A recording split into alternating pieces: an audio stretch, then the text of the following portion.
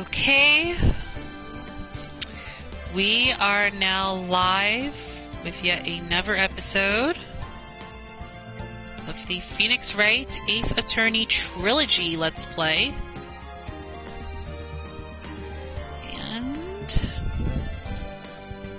we are about to get started in just a little bit.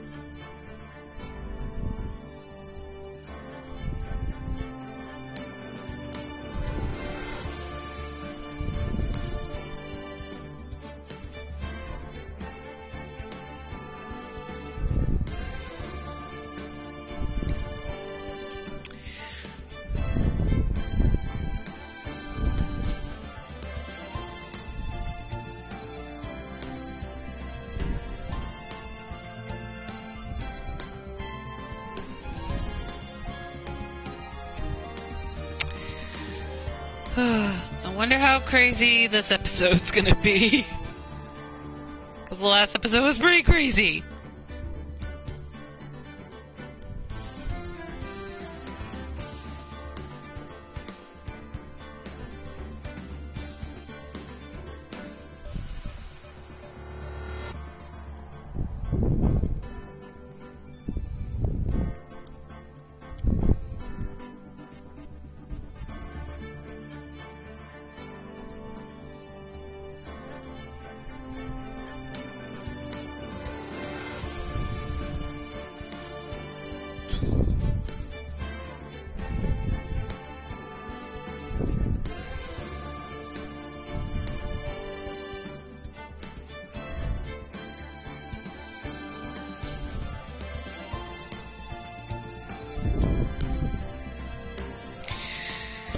Okay, hang on real quick.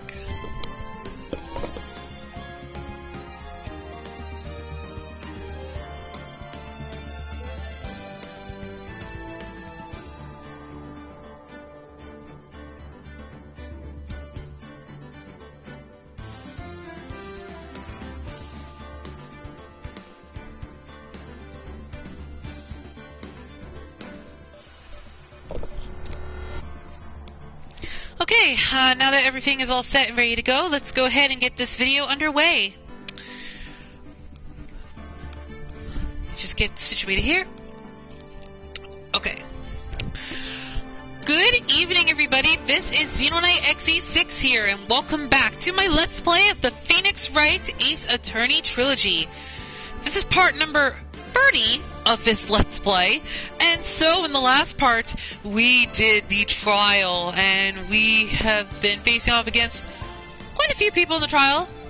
And first of all, we found out what gift that the person that kidnapped Maya gave us. Technically, well, specifically speaking, the person took out Francisca. Yeah, so we're not facing off against Francisca Von Karma this time. Instead, we're facing off against Miles Edgeworth, who's going to be the prosecutor of the trial, so that was crazy. Then we saw Gumshoe, Old Bag, and Adrian to the stand. And oh boy, there were a lot of twists and turns. And also some crazy moments, messing up Gumshoe's name. And Miss Old Bag being Old Bag. And Adrian Andrews panicking at this point. And we also found out that Miles Edgeworth might know something about that card that Adrian Andrews was holding that could potentially hold a possible key to maybe solving this case. And then, also in the last part, Gumshoe wanted to give us some information. So we're going to find out what that information is in this video. So in this episode, we are going to be talking with Gumshoe, see what kind of information he's going to give us, and find some new evidence, because this trial is basically like a do or die situation, I guess you could say. But will this get us even closer to completing episode 4 of Justice for All? We'll find out. And I believe this is also the last time that we have to do an investigation, not only for episode 4, but also for Justice for All. So, let's go ahead and get that started. Now, you may have noticed I also created another data as well. Alright, but let's go ahead and start. Okay, so let's go ahead and talk to Gumshoe and what he was trying to say. The future Edgeworth. Let's start with the future. So what are you going to do from now on? What do you mean, pal? Well, you've been fired, right? So do you have a new job lined up yet? Oh, Fat! What am I supposed to do now, pal? I don't have anything coming in at all until my next payday. What are you talking about? You don't have another payday. I guess it means I'm just gonna have to work here at your place, pal. Say what? You'll be searching for things that will prove Mr. Engard's innocence all day, right? Well, yeah. So yeah, I'm going to help you, pal. I've got lots of experience in investigating and watching over people's places. And I'm great at making really simple meals, pal. I'll take care of it all. Come on, Mr. Nick. Let's let Mr. Scruffy Detective take care of things. Okay. By the way, what's your best dish? Instant noodles, pal. Why am I surrounded by people who only eat cheap, unhealthy foods? Oh my goodness. Also, I guess now Gumshoe's gonna be working with Phoenix Wright. That's actually pretty cool. That was the first time I've ever seen Mr. Edgeworth act like that. Never thought he'd say something like he didn't care if Miss Andrews killed herself. He said that? That's horrible. But because of him doing that, we got the truth finally. The truth? Miss Andrews' last testimony, I wonder if that was the truth. I'll give it that there was nothing strange in her testimony itself. But I still think there is something fundamentally wrong with the whole thing. You mean about that thing, pal? Why would she want to... No, I mean, almost need to frame Mr. Engard? I couldn't figure that out from anything she said at all day.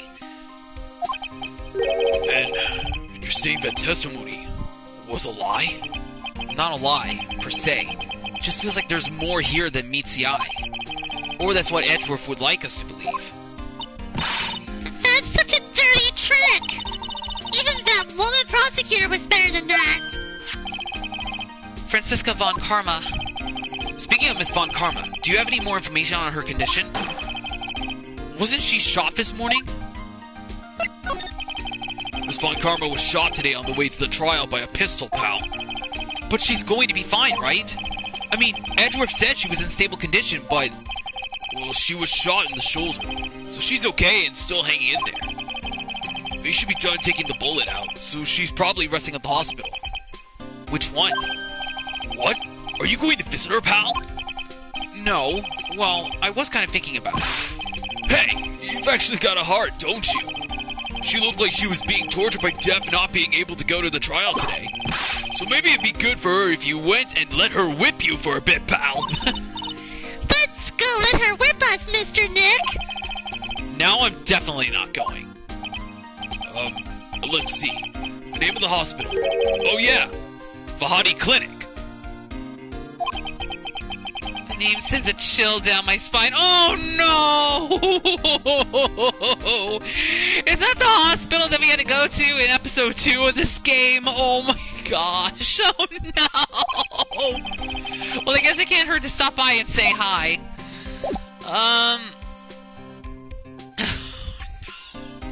The Hottie Clinic. Why are we going back there? Alright, well, I guess we gotta go there. We have... Well, what places can we go? Detention lobby... Well, detention center. Hotel lobby. Criminal affairs department. And the... Oh, yes, it is that place. Hello, Devin and Blaze the Dragon.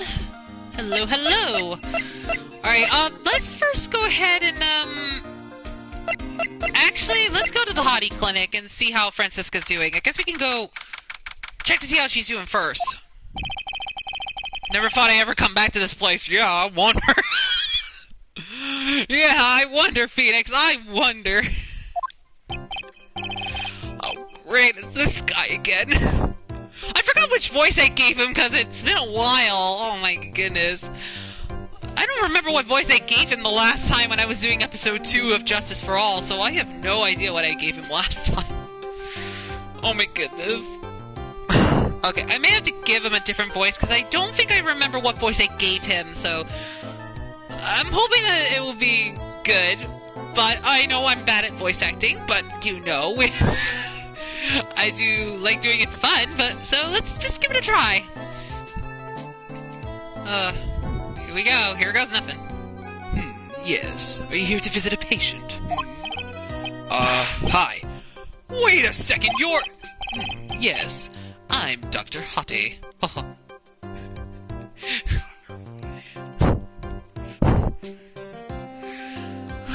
goodness gracious. And yes...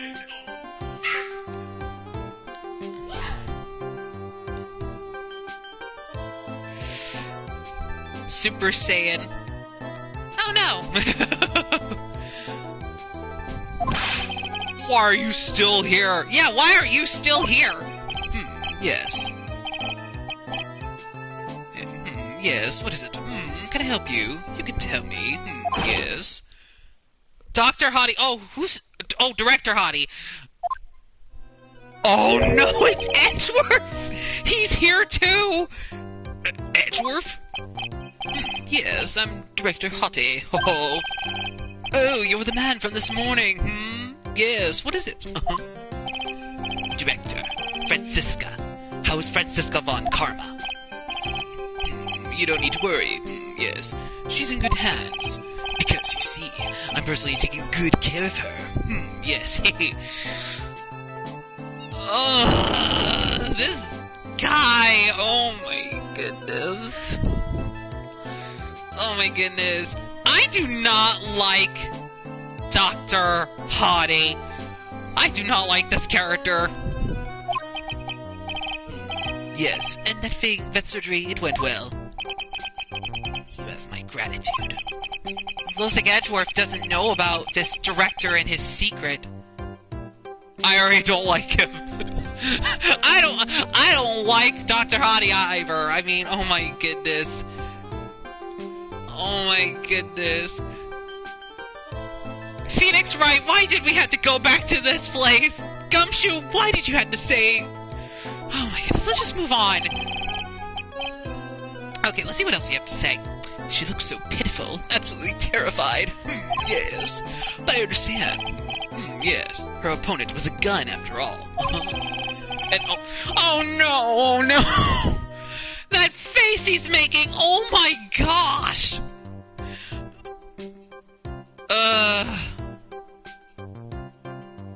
I assume Hottie is a perv. I think he is a perv. Oh my goodness gracious. Ugh. My goodness gracious. And I thought we were done with this guy in episode 2 of Justice for All, but nope, he comes back for another episode. Okay, let's just move on and just continue. And when I snuck up on her, real secret-like, she would scream really loud. Yes, I see. Oh, but she's really cute too. When I do that, she'd whip me with her whip. Because you were scaring her, dang it. She is gonna whip some sense into ya, boy. Oh my gosh. Boy, did I cry like a baby. Yes, but I think I could get used to it. Oh my goodness gracious.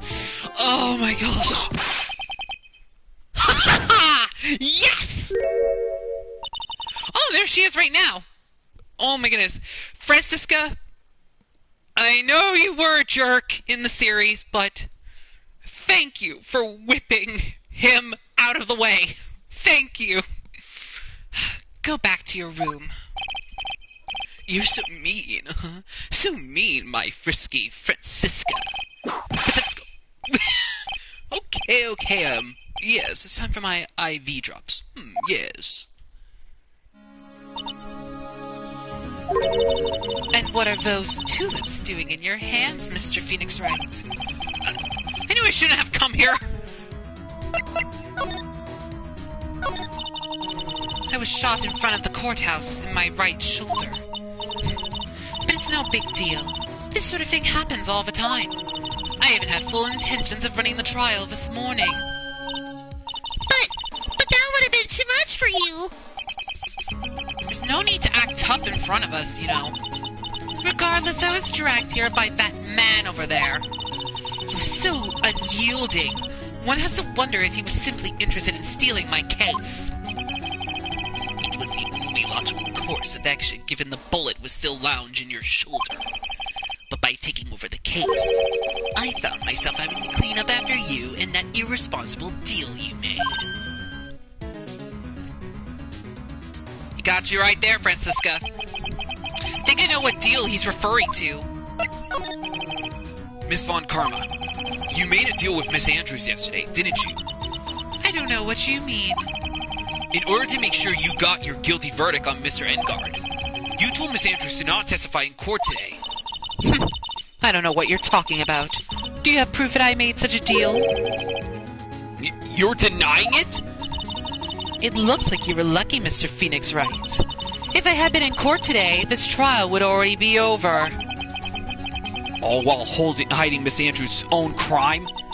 That isn't my problem. Whether she had tampered with the evidence or not. I have only one objective. To find Engard guilty of murder. The end justifies the means, Mr. Phoenix Wright. The end justifies the means. Miss Von Karma, Adrian Andrews believed you when you said, if you don't tell the truth of what really happened, then Engard will be found guilty. And what does that have to do with me? Because of that, she is now in danger of being found guilty herself. All because she believed in your words until the very end.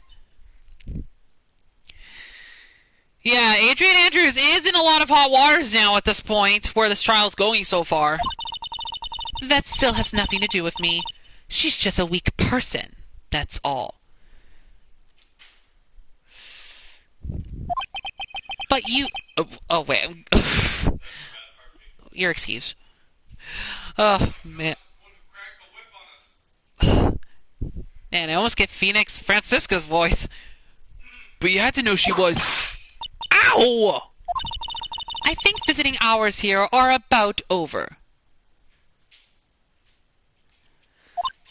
So, if you'll excuse me, Francisca is truly a villain in this game. Truly a villain. What's wrong? Why did she suddenly cut you off? Probably because she thinks I had the advantage in that argument. Edgeworth. Oh, now we get to talk to Edgeworth. What happened today at the trial, Edgeworth? That was not like you at all. I mean, I know you knew about Miss Andrews' condition. You could have made her testify as many times as you wanted, but to go that far... But she wouldn't testify about that until I said something. Listen, Wright. The courtroom is a garden of judgment. I'm putting myself on the line when I stand in there. And that's why I made the witness do the same. It's only natural. What about Adrian's card? That might have to play a key role in what goes on in this trial. By the way, Edgeworth, you were really angry in court today. That's rare for you. Witness, that card. Give it to me. Hurry! Do you have any idea what you have stupidly yet inadvertently done? This, I can't believe you hid this from me all this time.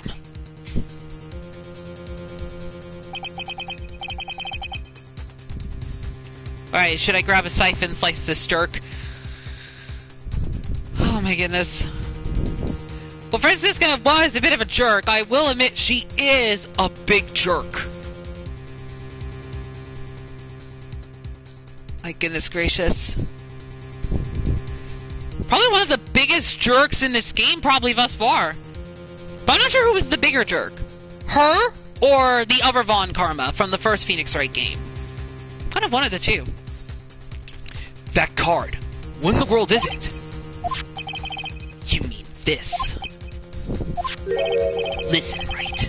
This is top secret information. You absolutely cannot leak this.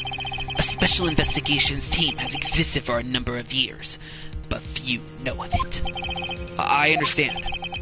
Their task is to find the owner of this card. A man called Shelly D. Killer. And just as his name states, he is a killer, an assassin. The best at that. An assassin? Picture card was placed next to the victim at the time of the murder. Miss Andrews was carrying it. That means he must be referring to that person that kidnapped Maya. So who is this Shelly D. Killer? D. Killer is the name of the long-standing line of assassins. Long-standing?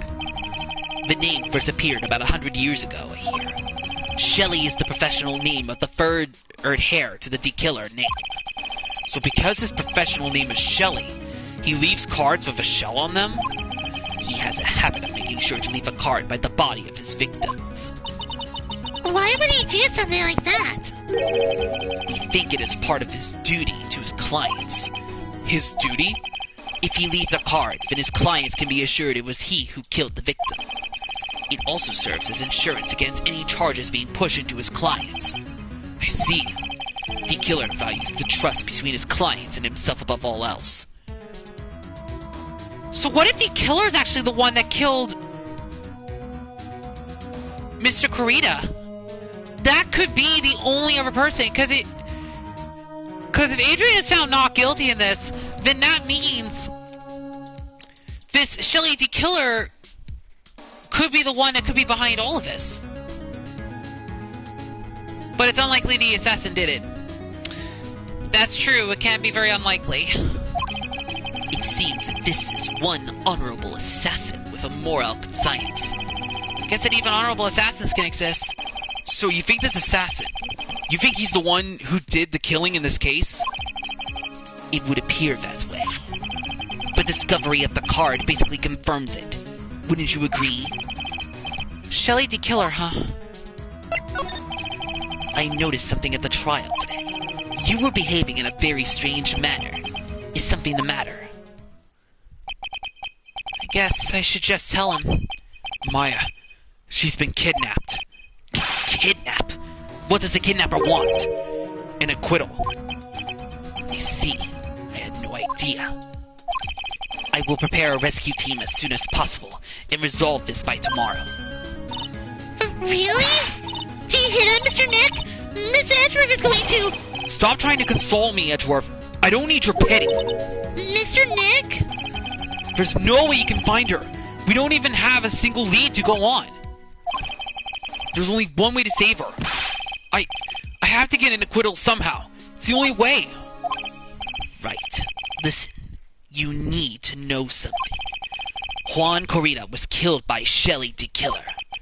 And the client who ordered the job is Matt Engard, your own client. What in the world? Please stop! I can't listen to you! I can't believe that! I see. Well, if you want to continue your investigation, you will need this. What is it? The hotel right now is restricted to police personnel only, as we are looking for any clues that might lead us to Shelly D. Killer. But if you take this with you to the hotel, I'm sure they will let you enter from it. Letter of introduction. Received from Edgeworth allows bearer to freely investigate the crime scene. Well, it's a good thing I didn't visit the hotel first. In any case, I must attend to the preparations for Maya's rescue team. We'll meet again, if anything should happen. Now, if you'll excuse me. Mr. Nick? Do you think Mr. Engard hired an assassin? No way. I mean, he doesn't have a psyche lock. Yeah, I guess not. Maya, please. All I ask is you make it home safe and sound. Oh, what's this? Oh my goodness. Date unknown, time unknown, location unknown. I guess even kidnappers can be a little clumsy. Clumsy enough to drop a card like this for me. And even though he said he was an assassin, I bet he's just making that up.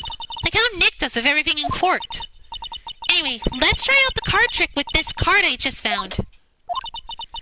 Sounds like I got the door open. Okay, time to go take a look around.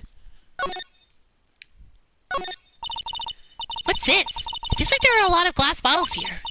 And these, they feel like barrels. I'll pass. Too bad I'm really hungry and not really thirsty. There's all sorts of things piled up here, but it's too dark to see. I've unlocked the door with this card. I should probably go and take a look around. Okay. Let's move. Where are we anyway? This seems like a restaurant. I mean, it could be. It kind of looks like it has that restaurant feel, but I'm kind of wondering if Maya's in the basement of the hotel or something. Oh no. Oh, we're in another room. But what is this place? I've got a feeling I'm not in a hotel anymore. Are those videos over there? Well, I'll worry about that later. For now, I should be looking for clues. That way I can show them to Sis and maybe get out of here. Okay, let me save real quick before we do the investigation. Okay, let's see what we have over here. Wow, I've never seen a TV this big before. Now, where's the power button? Phooey, it's busted. I would so die a happy samurai fan. If I ever got to see the nickel samurai on the TV like this. I can't believe I just made a joke about dying, all things considered. What is this thing? An antenna? I guess. And this is a VCR? There sure are a lot of electronic gadgets here. But what is an antenna doing here?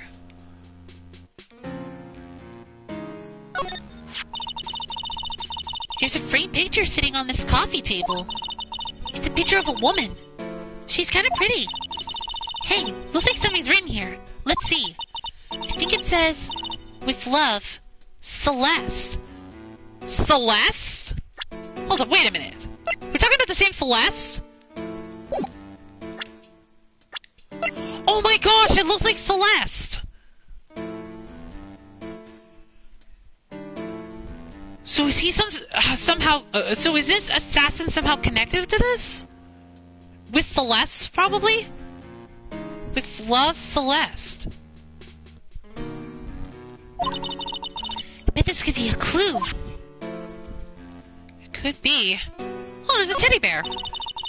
That's weird. What's a figurine doing on a sofa in a place like this? I think it's a bear. Aw, cute! But it's got a lot of cuts and slits on it. I wonder if it's some kind of puzzle or something. It would appear so, but this clearly isn't an assassin. I see. Okay. Let's see what else can we... An assassin is trained, that would mean they wouldn't be clumsy. True, they wouldn't be clumsy to leave a card around. Let's go ahead and continue investigating. Let's see what we have on the bookshelves. It's so dark in here that I can barely see, but these kind of feel like videotapes. All of them. Just what kind of room is this? Ugh, locked, of course. It doesn't look like I can use the card to open this door. There's a little hole at the bottom of the door. If only I was a little skinnier, then maybe I'd be able to crawl through there. Uh-oh. Hang on. Which means this so-called assassin isn't a real assassin and is framing someone. That could be true. Oh, this simply will not do. I cannot have you wandering around at will. Oh, it's him again! It seems that your Mr. Wright is truly concerned about you. He is? For now, I would suggest you remain cooperative. If you cannot, there are ways in which I can help you. Ways? You mean... Dead men tell no tales. It's how the saying goes, correct? Dead? Also, an assassin doesn't make his presence known. That is true. That is very true. I'm almost certain I told you on our first meeting. I am an assassin. No way! You're lying! I mean, an assassin? People are not always who they appear to be. He's very foolish. Nick! Oh my goodness. Something bad is about to happen at this point, but I don't know. He's very foolish. Well, he probably is very foolish. Mr. Nick? Oh, yes, Pearls. Got caught up in my thoughts about my situation. Mr. Edgeworth has left, you know. I guess for now I have no choice but to believe in Mr. Engard. The day before my B-Day. Oh, that's really cool. But I think I should listen to his story one more time. Alright, let's get going too. Okay. Okay, so I guess we have nothing else to do in here. Okay, let's head to the detention center. March 22nd, detention center, visitor's room. I'm sorry, but visiting hours are over for today. Aww. I have too many questions I need to ask. I'm sorry, but I'm Phoenix Wright, a lawyer for one of the... You're Mr. Wright, you say? Oh yeah, there's a message here for you. A message? It's from Matt Engard. Ah, here you are. What did he write? Is it something really important? I don't know. Well, let's see what it has to say. To Mr. Lawyer Dude, I've got something really important to tell you. Why do I feel uneasy all of a sudden? This could lead to a clue. Let's see what it says.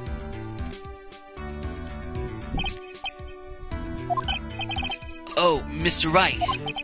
So, actually, I have a favor to ask of you. I have this cat named... Sho. I didn't put a lot of food when I left the house, so he's probably pretty hungry. You think you can drop by my house and feed Sho for me, dude? My house is just a little ways down from the hotel, alright?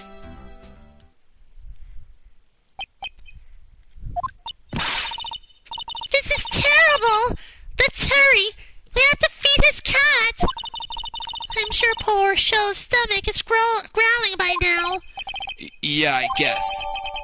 Matt's note. Please feed my cat, Sho. My house is just a little ways down from the hotel.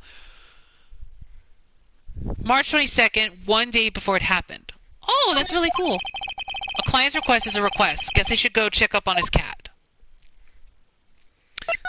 Guess we need to go check on his cat. So we'll just head over there. Well, actually, it doesn't seem it appears right now. I guess we gotta go to the hotel lobby. Before we do, let's head to the Criminal Affairs Department. See if there's anything we can find over there. March 22nd, Police Station, Criminal Affairs Department. Wow, everybody looks really busy with something or another. They're probably strengthening the evidence for tomorrow's trial. Hey, hurry up with that, will ya? Pass the victims list around. You gotta be kidding. There's over 100 people on here. Mr. Nick, is Mr. Engard really that big and bad of a criminal? Actually, Pearls, never mind. Sounds like they're working on a different case. Okay, nothing strange there. Alright, let's head to the hotel lobby. Oh my goodness, if we run into Miss Oldback again, oh my gosh, this will be crazy. March 22nd, Gatewater Hotel, hotel lobby. Alright now, Mr. Nick. Let's go look for clues. We have to, for Mystic Maya's sake. You shall not pass. Oh no, please don't tell me who I think it is. Oh no, not her again. No, not that crazy person again.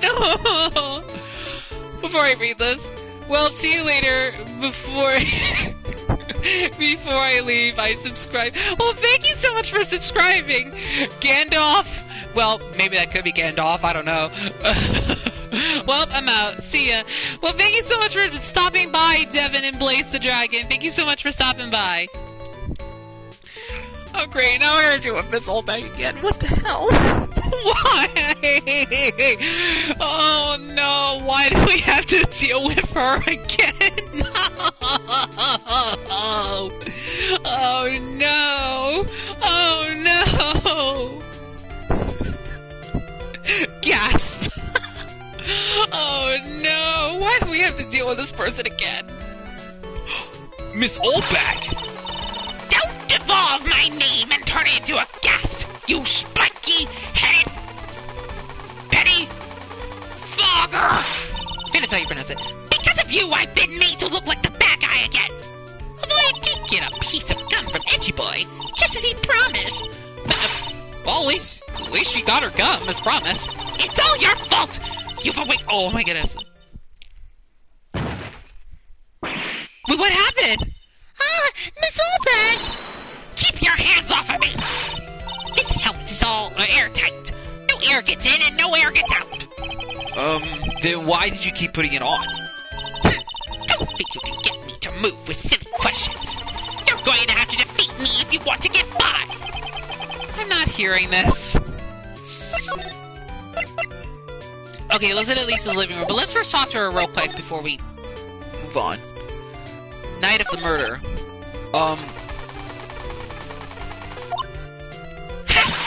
You're a million light years too early to be asking me questions, whippersnapper.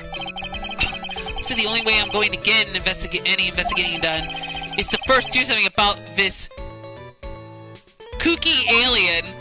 Oh my goodness. Wait, is she gonna say the same thing? Oh my god, she's gonna say the same thing. Okay, we'll worry about her later. Let's rush into the living room. March 22nd, Engard's mansion living room. Sure is dark. I'll go turn on the light. Oh my goodness. Wow. So this is what a star's house looks like. Must be nice to be rich. Come on, Mr. Nick. Let's find Show the kitty cat. Show!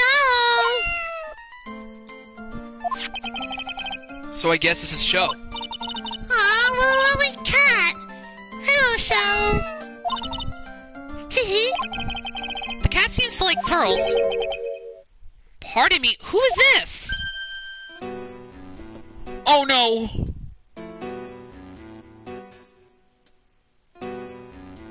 That guy looks like the one that was talking with my... Wait a minute, I think that is the guy! Oh my goodness, are you... Oh my goodness. Who is that, the guy who kidnapped Maya? Because it looks like that's the guy, I think. Oh my goodness, what the hell is going on? May I help you with something, mister? Oh, we're lawyers. Actually, I'm Mr. Engard's lawyer. The Masters. Then you must be Mr. Wright. Yes. Oh, it's a pleasure to meet you, your wonderful self. I am the family butler, John Doe. Nice to meet you. His name's John Doe. The butler of Engard Mansion, but for some reason I get the feeling we've met before. Oh. I feel like he must be the bellboy from the hotel. I think. You must know all sorts of things about Mr. Engard, right? Honestly, sir, I don't believe my master is capable of such a foul deed as murder. And, anything else? No, not especially. It is not appropriate for a lowly servant to speak of the master or his affairs. How typically butler-like, as it were. Mr. Doe, how long have you served at this residence? Well, sir, I would have to say maybe about 1 year. And, anything else? No, not especially. It is not appropriate for a lowly servant to speak of himself and his affairs. You know, I would have thought Mr. Engard the kind to have a maid over a butler. That's a very cute cat you've got here. It is my duty to take care of him. The master rather fancy Show. And, anything else? No, not especially. It is not appropriate for a lowly servant to speak of the family cat. then I guess I don't need this piece of scrap paper anymore. Matt's note crumbled into a ball and thrown away. Well, I'm afraid I must take my leave of you now. Oh, we should probably get going ourselves. Ah, so young and yet already so accomplished. A master of law. But there is also a lot to be proud of in being a butler, in charge of the house and all. Thank you for the compliments, sir. People are not always who they appear to be. He said the exact same thing to Maya. Phoenix? Now, if you'll excuse me. Oh my goodness, something bad's gonna happen. But first, let's examine the place and see what we can find here. Oh, there's a giant cooking hearth here. That's actually a fireplace. How are they different, Mr. Nick? You know, I've never actually seen a hearth before, come to think of it. You should come and visit Fairy Manor then. I'll show you one when you do.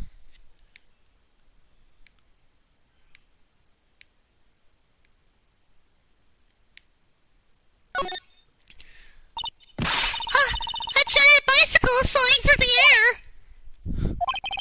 That bicycle, Pearls, is one where you don't have to pedal, and it moves on its own. Really? Wow. But sorry to disappoint you, it can't fly. Oh, that's too bad. Sorry, Pearls. It's very comfortable and spacious lounge set. I wonder if famous stars drop by and sit around and have a good time. In any case, I don't really belong here, do I? What is with me in feeling inferior today?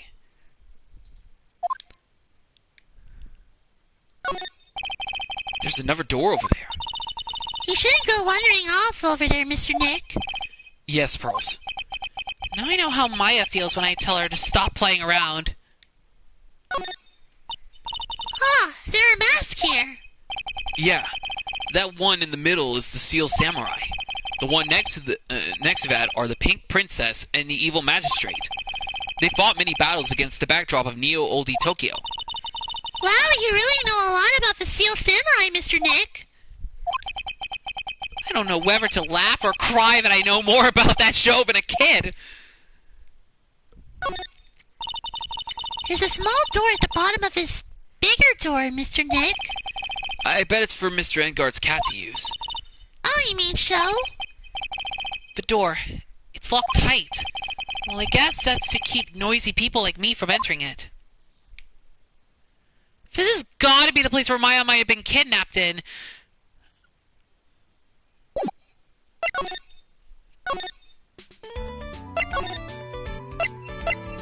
Okay, it looks like we can't go to anywhere else. Okay. What do we have to do now?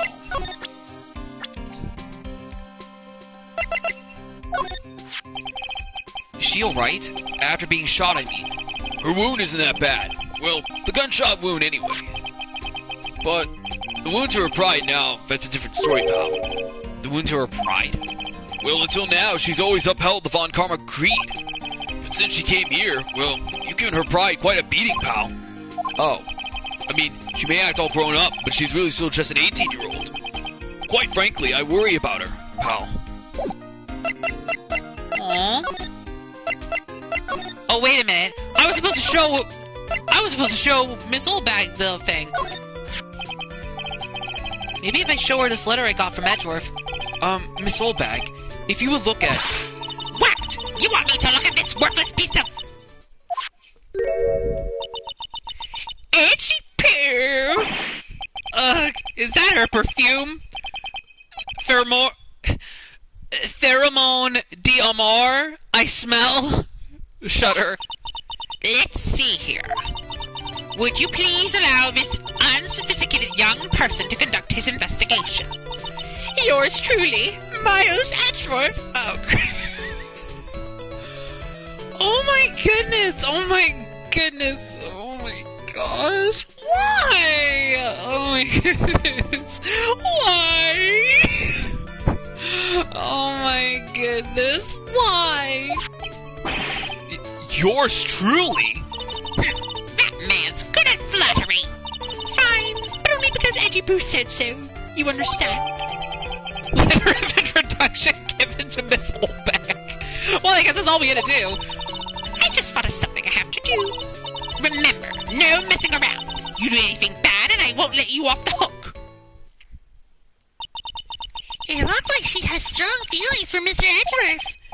That may be, but you know nothing's going to come of it. That's so mean, Mr. Nick. Feelings are meant to be told and shared.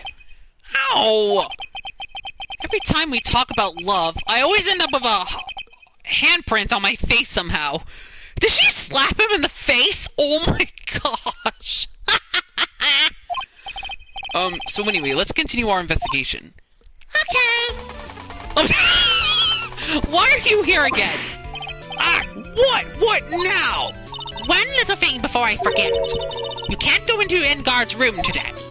Why?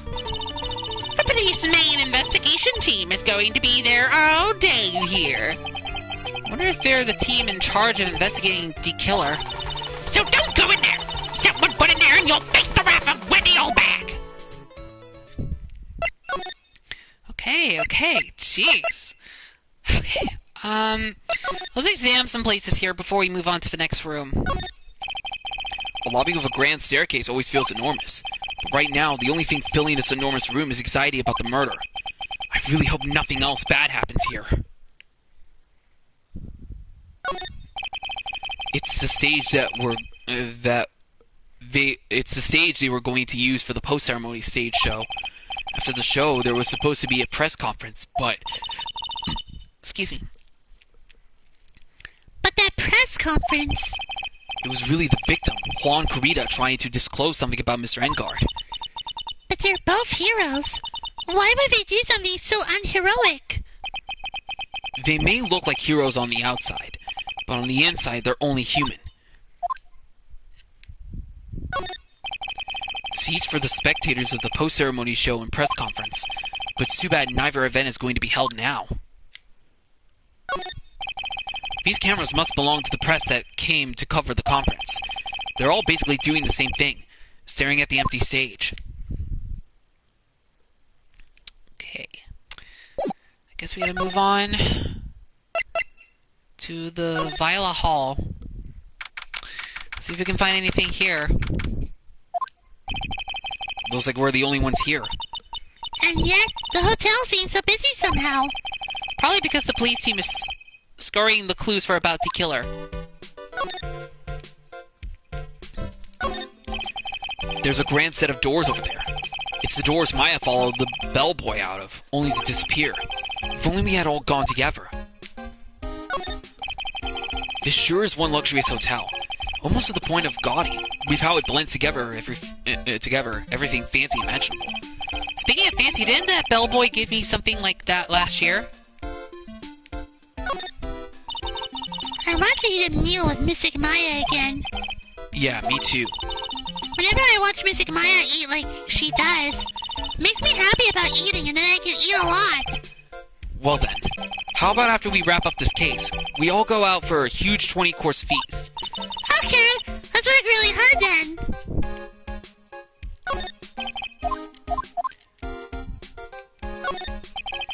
The award ceremony was held on that stage. It was really fabulous.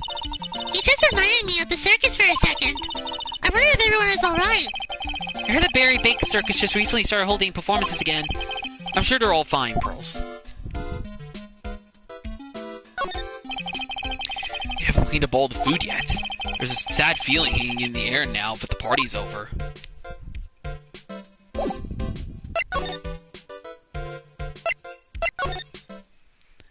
Okay, now we go to the hallway. March 22nd Gatewater Hotel hallway. Hey, City Babe! City Babe? What? Oh my gosh! Oh my goodness! Was I really this close to calling Phoenix Wright City Babe? Oh my gosh! No! Why did I almost do that? Well, I already did it anyway, but oh well. Let's just move on. Hey, City Boy! Lotta, you're still here? Wrecking course! An investigative photographer eats or starves on her ability to snap up the scoop, yeah? This hotel just has that aura of mystery. You know, like something's always about to happen. But, do you have a camera? Rick, give it! A photographer's gotta have cameras out in the air like corn to be a pro. Like corn to be a real hero. Real hero? Real pro. Oh my god, let me read this all again. A photographer's gotta have cameras out in the air like corn to be a real pro, you know. So I'm hanging around here. Speaking of cameras and feet in the mouth, do you have mine? Yep, beard feet, red feet. Why can't you drop that feet thing already? I want to ask you about the night of the murder. What? You're really gonna shell out the bucks for the info I got? Lotta, you were loitering in this hallway the night of the murder, were you not? Well, kinda, but... Brace yourself, Phoenix. Here it comes. I didn't exactly hang around here the entire time, you know. Followed a few stars around. Got a few autographs, shook a few hands, had a soda pop with a few of them, too. Looks like she wasn't here the entire time that night. The security lady also wasn't in this hallway the whole time either. Guess this means there's no one who can tell us who came and went that night. So, about the note that was inside your camera case. Oh, that ditty I wrote? Yeah.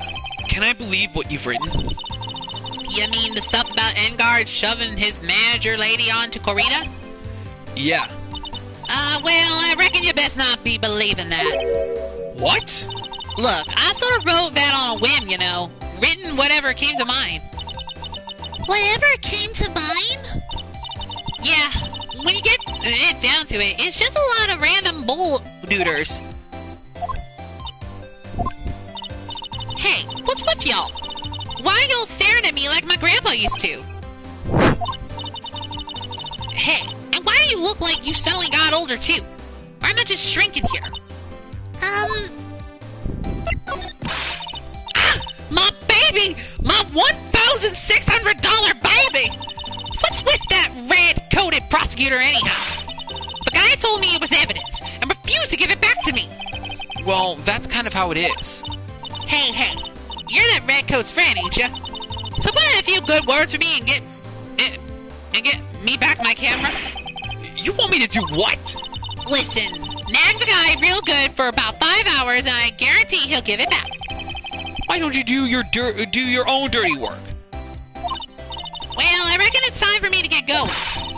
A tabloid photographer without a camera is just a tabloid, huh? Yeah, I guess so. Keep yourself together out there, you hear? I'm coming to see you in court tomorrow. Okay, I'll see you then. And you too there, little un. Keep up the good work, okay? Okay. Don't be picky about your food now. Okay. And make sure you do all your homework, you hear? Okay. And if you happen to find yourself a camera, make sure you bring it right to me. Would you please just leave already? Oh.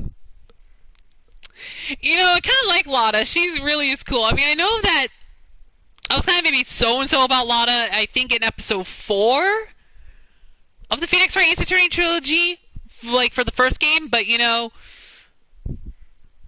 she's starting to become probably one of my favorites, but not like in the top spots, but kind of one of the honorable mentions, I would say.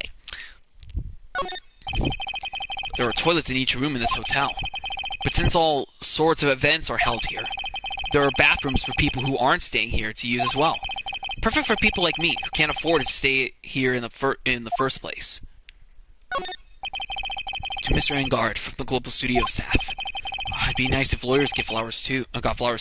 Something like, to Mr. Wright, from all your grateful clients. There's a piece of paper taped to the door that says Matt Engard's room. Lily told us about this, didn't she? That we can't go in this room tonight. I wonder if an investigation briefing is going on right now inside. Without Detective Gumshoe. Compared to the flowers on the other side of the hall, these are much more gorgeous. Let's see. Record companies, fan clubs, company workers, family. Carrying all these flowers home would be hard, I think. understand the flowers in front of the dressing rooms, but what are stuffed bears doing here? Could it be that there's an action star with a soft spot for teddy bears? Nah, can't be.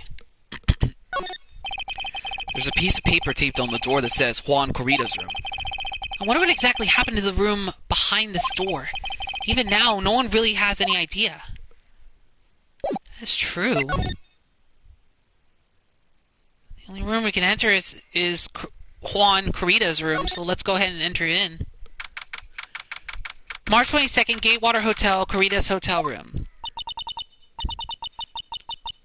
What in the world? What in the world? Who's that? Mr.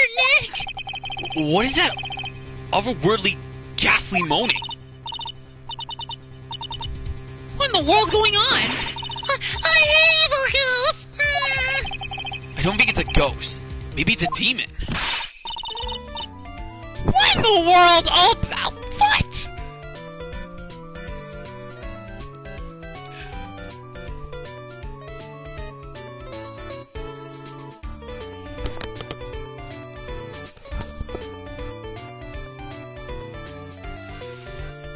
Oh my gosh.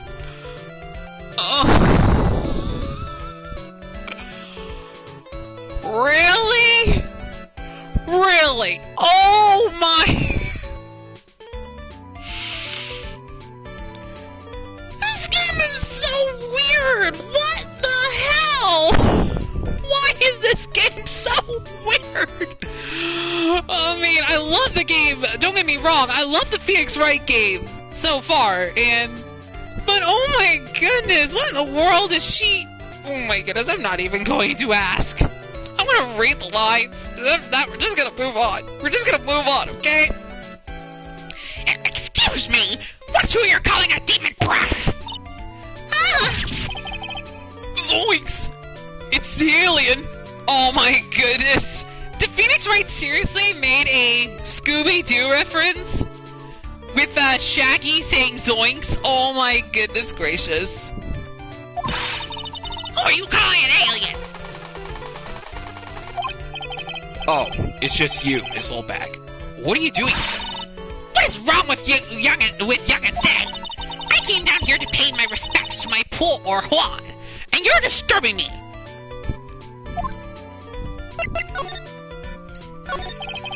Please talk to me about the night of the murder, just one more time. I talked about it plenty of the trial. I was fooled, tricked, deceived by that fraud of a photographer and her note. She was loitering around here with that imbecilic look on her face. That imbecilic look on her face?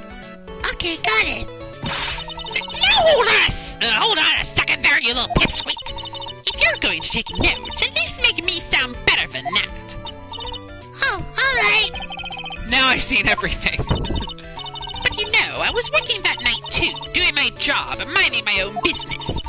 So it's not like I had time to waste standing around here the whole night. I was wondering if you could tell me a bit more about Mr. Corrida. He was the most popular star, you know, especially where it counts in my book. But I heard that he was lagging behind in the polls against Mr. Engard. Well, that's just a recent thing. Bad luck and all that, you know. But he was going to become an even bigger star than he used to be. Look, just look at this mountain of presents. It's a show of the mountain of feelings all his fans had for him. Yeah, the mountain is pretty big and certainly nothing to shake a stick at. Mr. Nick? What is it, Pearls? The presents. They're all bears, right? She's got a point.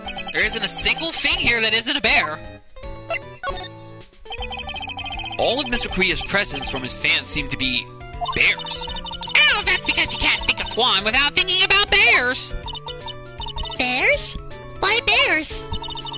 You don't know? When my dear Juan was training, he fought bare-handed with a bear. He refused to give in and let the bear win. But after the fight, they became friends. Wow! What a heartwarming story!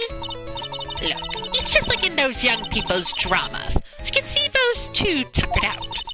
Down by where they're going. Hey, you sure can fight. You too, bub, you too. Did all that really happen? It's in his biography, Bo. What a load of... What? What? Excuse me? What a load of crocodile tears. I mean, I believe I know what it says, but, we'll just say what a load of crocodile tears, because that's more better. So ever since then, fans have been giving him bears as presents. Yeah, nice. Bears. I'm Uncle Bear, and I say it's barely 8 o'clock. Monokuma, is that you? Is Monokuma doing his morning announcements? Oh my goodness. What is that infernal racket? It's one of the presents going off. Sounds like it's already 8 p.m. Way past your bedtime. That startled me. I thought I was going to die for a second. 8 p.m. That's the time when the award ceremony ended that night, remember? Time sure flies. Hard to believe it's been 2 days since the ceremony. Transceiver! Hello? Hello? This is not a phone. Maya! How is Maya? You haven't heard her, have you? It seems you were not able to fill your end of the bargain, Mr. Attorney. I have heard the news, so it would seem my present did you no good. No! Mystic Maya! Mystic Maya! One more day, please! All I ask is for one more day! I'll get a not guilty verdict for sure this time. Please! I suppose if I must. I need that acquittal more than anything else, after all. Please! Please let Maya say something! I want to hear she's alright! Alright. Then... a little... What's with the static all of a sudden? Hello? Hello? It seems... bad. Connect. Damn it, did the transceiver just suddenly break? Well, excuse me. What happened? I don't know. All of a sudden it became nothing but static. Mystic Maya! Mystic Maya! Why did the transceiver suddenly break like that? I should probably have an electronics expert look at it. The sooner the better.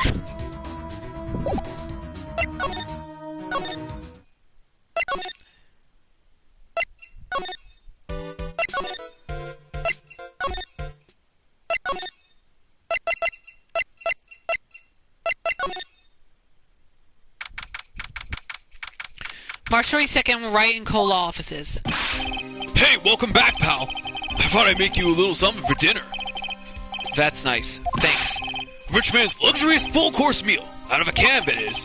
I'm sorry you went through all the trouble to cook, but I don't have the time to eat. Oops. So you don't have a can opener, pal. You've got to be kidding. And here I thought he had already whipped something up. Oh, I know. There's one way I know how to be helpful. Ask me about anything you want, pal. Go ahead. Well, since he's here and offering, I wonder what I should try asking him about. Maybe the receiver? The transceiver? The transceiver?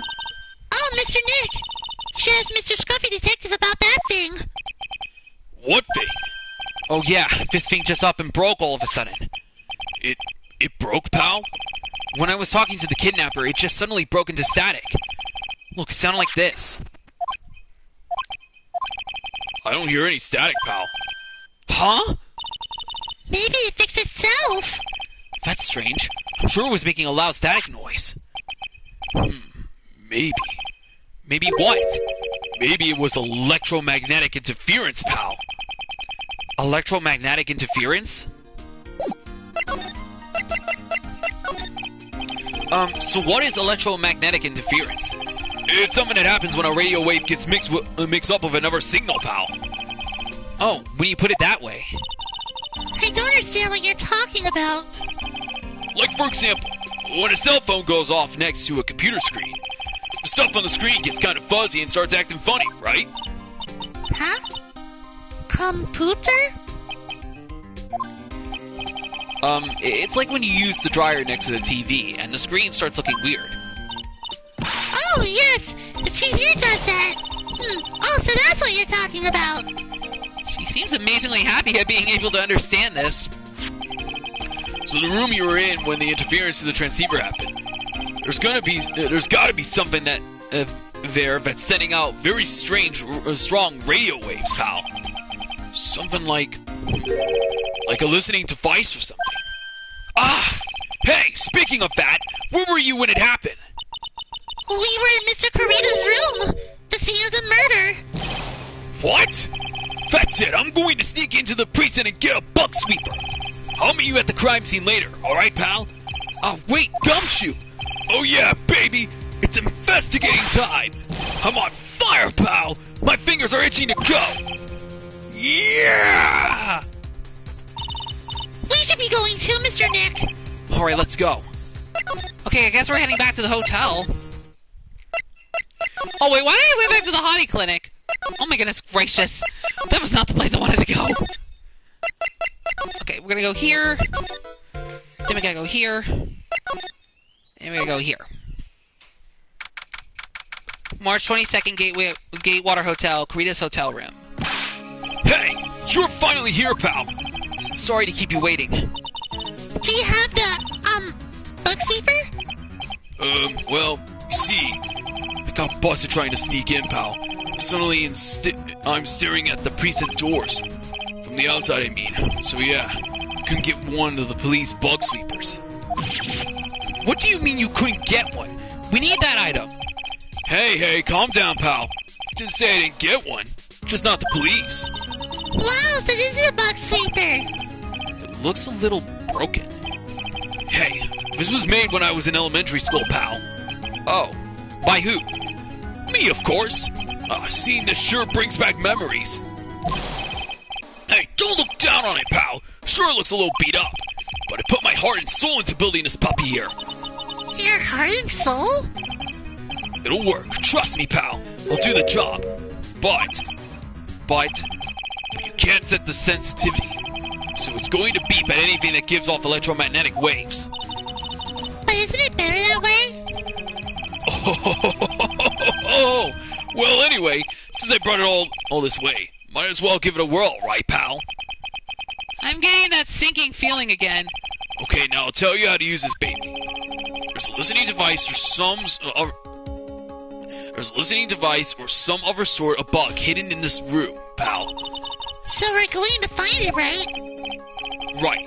Now, let's first turn on the sweeper on. Let's first turn the sweeper on. Next, move the sweeper around to give the room a real looky see, pal. The sweeper will let you know how strong of a signal it's picking up, so keep an eye on it, okay? Once you find something that gives off a lot of radio waves, press the X button to lock onto it. There's a lot of things here that's going to give off radio waves, so let's take a good look at anything and everything that seems suspicious, okay, pal? Alright, I'm going to go stand outside and keep an eye out. Give me a yell if you find the bug. Got it, pal?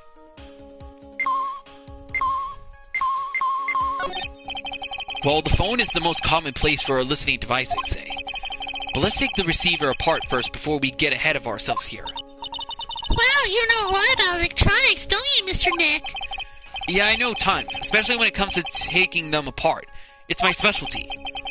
I'll leave the fixing part up to Gumshoe. So, is there a listening device in there? No. I really thought it had to be in the phone, too. A cell phone? Nope, no bugs in here. A cell phone? What? Don't tell me you don't know what a cell phone is! I'm sorry. I never seen one before. Now that she mentions it, my cell phone couldn't get any receptions while I was staying in Corrine Village. And Pearls has never lived outside of that village, so... Well, I guess I can't say it's impossible to live without one. Okay, let's see... I don't really think the listening device is on the TV of all places. Looks like the TV was left on. It's now showing an old samurai movie. Yeah, this channel plays all sorts of international movies, as well as domestic ones. You know, every time I watch one of these old movies, I always think, Wow, these Japanese stars are really good at English. Yeah. When I grow up, I want to study Japanese. I should probably keep my mouth shut here and not destroy her dream. The radio's on and playing something. Oh, it's Kit's Question Corner. Professor, why is the Earth round? Yes, why is it, Mr. Nick? Why don't you listen to the radio program a little more, Pearls? Okay, then we gotta move on to the next side. Let's see.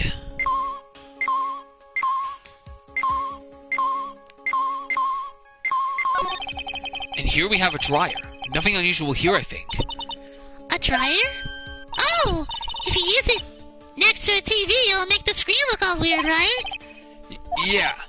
And when that happens, it's called electromagnetic interference, right? Hey, good memory, Pearls. I will never forget it for the rest of my life. Wow, there's a really delicious loaf of bread in here. Looks like it's been on keep warm all this time since the murder. Well, Mr. Scruffy Detective always says got to keep the trail and crime scene warm. I think the keep warm in that case is a little more metaphorical. It's a TV remote control, but it doesn't look like the listening device is in here.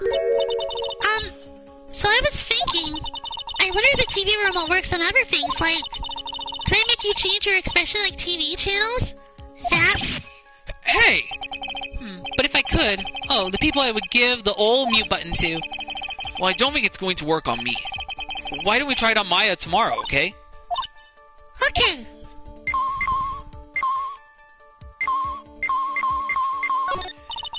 What's this?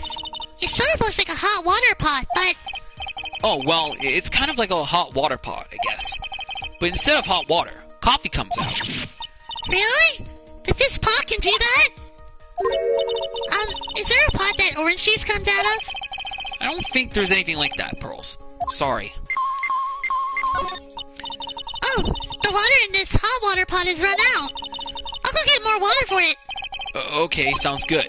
Looks like she's forgotten all about looking for the listening device. This is a refrigerator, right? I really don't think the listening device is in something like this. Because it's filled with nothing but healthy vegetable juice, right? Yeah, sure. What does it have to do with listening devices? Well, the only one... Wasn't there... Well, there is a computer that's still left. There's no listening device in the notebook computer, huh? What's a notebook computer? Do you know what a notebook is? Yes, it's a small book with paper that you can write on, so? Well, that thing is like a notebook in a way. It's basically a small laptop. Mr. Nick, what's a laptop? Oh my goodness. Oh wait, it is getting the thing. Well, it certainly looks like an alarm clock. What's wrong? Why do you look troubled? I just can't imagine the listening device being inside this alarm clock. It just sort of reminded me of something that happened a long time ago. Oh. Well, anyway, it looks like the listening device isn't in here.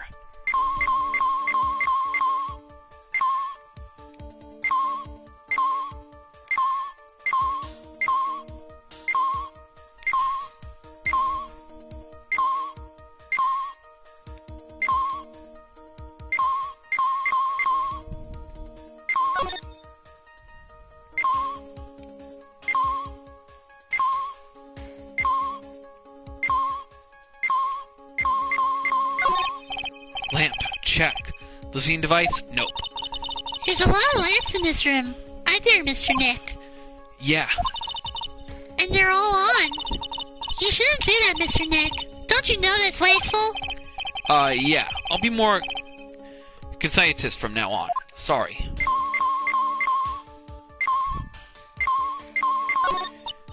Oh, what a lovely bear! Ah! This must be one of those fancy bear-shaped toy robots. It's a robot? It's a real robot? Yeah, it's a real one. Mr. Nick, Yes? how many horsepowers is it? How many horses? Horsies?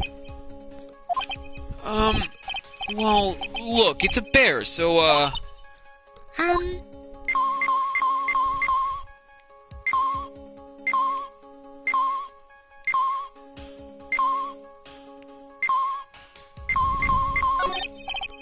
Lamp check. Listening device, nope.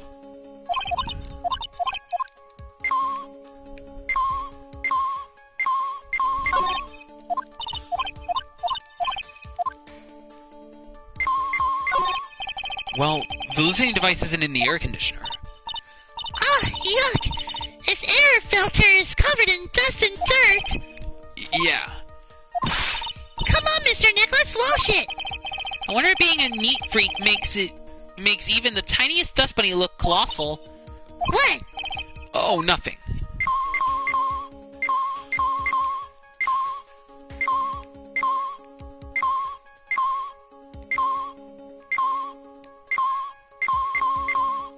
Is there anything else to scan here?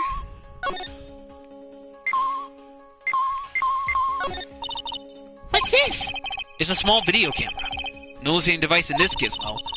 Everyone's trying to make everything smaller and smaller lately, aren't they, Mr. Nick? That's what it seems like. But I want to grow bigger and bigger. Well, eating only vegetables isn't going to help you there. You'll have to eat meat too.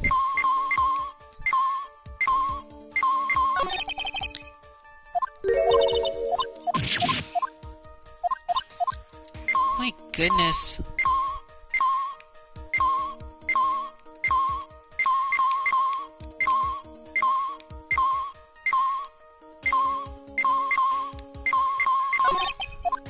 It's a plain old calculator. It says 50 on it. Maybe he was calculating his allowance. A whole 50 cents? Maybe if he was a spirit medium. Oh my goodness.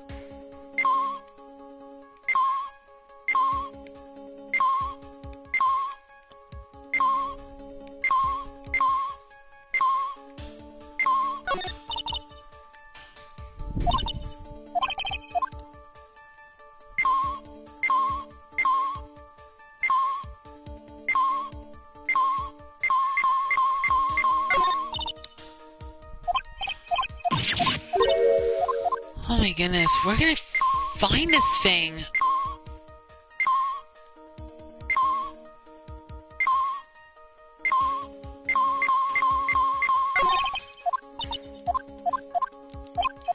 Because like I clicked on everything in this room.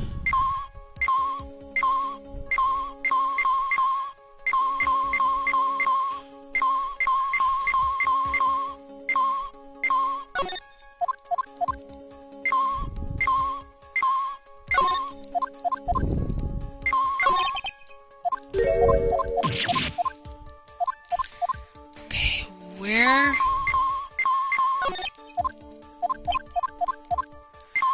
where is this thing?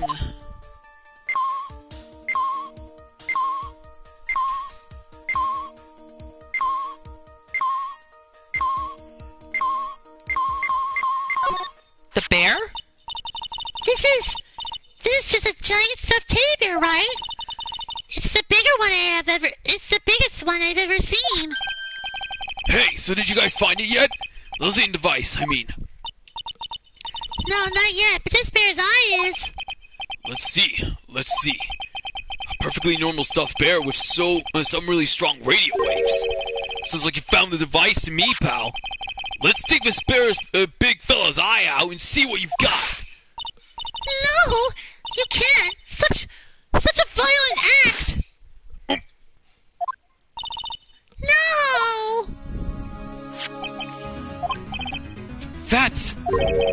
It's a miniature camera. It looks like there's more. There's a transmitter and a timer. A what-a-what-emitter? A transmitter, pal. Oh, is this more of that high-tech stuff? So this tiny thing is a camera. Yep. It's a pinhole CCD camera, pal. It's a small high-grade video camera, mostly used in security systems. So it's a video camera. It runs on a battery, which comes with it in a set. But there's no videotape in this camera. This is only the camera part here, pal. The tape recorder with the tape inside it is somewhere else. Somewhere else? The footage is changed into radio waves, and then it's sent to that recorder. So, it's sort of like a TV broadcast, isn't it? Hey, you're right. Spy camera set to record the victim's room from 8 p.m. for 1 hour. Was running at time of the murder. So what is a transmitter? It's a device that sends the footage the camera took to a specific destination. It's like a video version of a listening device, pal. It looks like it's attached to a small clock-like thing. Oh, that's a timer, pal. You can set to turn the camera on and record it at a certain time with it. You can set it for a certain time? Yep, let's see. This looks like it was set to start at 8 p.m. and go for 1 hour. 8 p.m.? That was the time the award ceremony ended. There's no date set, so it's been recording every night, I guess. Mr. Detective, how long has the bear been here? I'm pretty sure it's been here since the night of the murder. Then maybe... Maybe this camera caught the murder on tape. What? And if you think about the angle the bear is at, it's bound to have had a clear shot of the whole crime, pal. Transmitter changes the footage taken by the spy camera into radio waves and transmit the data. So there was a camera in this bear's eye? And it was disguised as a present. I'm sure it was here on the night of the murder, pal. It's pretty big, so it stands out pretty well in my mind. But who gave Mr. Kurita this present? I don't know, pal. But this means that someone out there's got a video of what happened here that night. Isn't there any way we can find out who that person is? It's impossible, pal. Radio waves can be sent almost anywhere, so there's no real way to find out. Oh. Is there really no way to find out? Stuffed bear. The spy camera was set in its right eye, found in the victim's room. I got it! What? Hey, pal, let me borrow this mini camera for a bit. What are you going to do? I'm going to go around to the electronic shops to see if I can find out who bought this. But that's impossible. I mean, it's already 9 p.m. Leave it to me. Even if I have to search all night, I'll find it, and I'll find your man, pal. Spy camera and transmitter given to Detective Gumshoe. Oh yeah, baby, it's investigating time. I'm on fire, pal. My fingers are itching to go. You already said that before. He's gone. Yeah. But Mr. Scruffy Detective sure is a nice man. He's pushing himself so hard all for Miss Maya's sake. It's a mystery how you always manage to do things in the most efficient ways, right? Edgeworth! You'll have to excuse me. I heard your conversation just now. Edgeworth, what are you doing here? A rescue team has been created and deployed. I can't say I'm optimistic, but we have to move forward one step at a time. I see. Thanks. Don't thank me yet. We still have to find her. So, there was a spy camera hidden inside this stuffed animal, huh? You're one lucky man, right? Do you know the stuffed bear, little girl? I have no idea. Of course not. The maker of this bear is a very expensive luxury brand from overseas. It's completely handmade, and only a small number of these are exported here. What? The camera and transmitter the scatterbrain detective took with him are dead ends. Things like those can't be bought anywhere. However, this bear is different. By tracking how it got into this country, this bear can tell us who the buyer is. Can you really do that, Can you really do that? Mr. Nick, can you really? Well, I guess so. It's 9 p.m. I think I can still make it in time. I'll be taking this for now. I'm sure you'll have other things you have to do. Stuffed bear snatched up by Edgeworth. See you soon, right? Wait! What? Why are you doing this? I have no interest in explaining myself to someone who cannot comprehend. But besides that, right, until court reconvenes tomorrow, you should concern yourself with this question. Who was the person that murdered Juan Corrida? The real killer. you really still think it was Adrian Andrews? To be honest, I don't know anymore.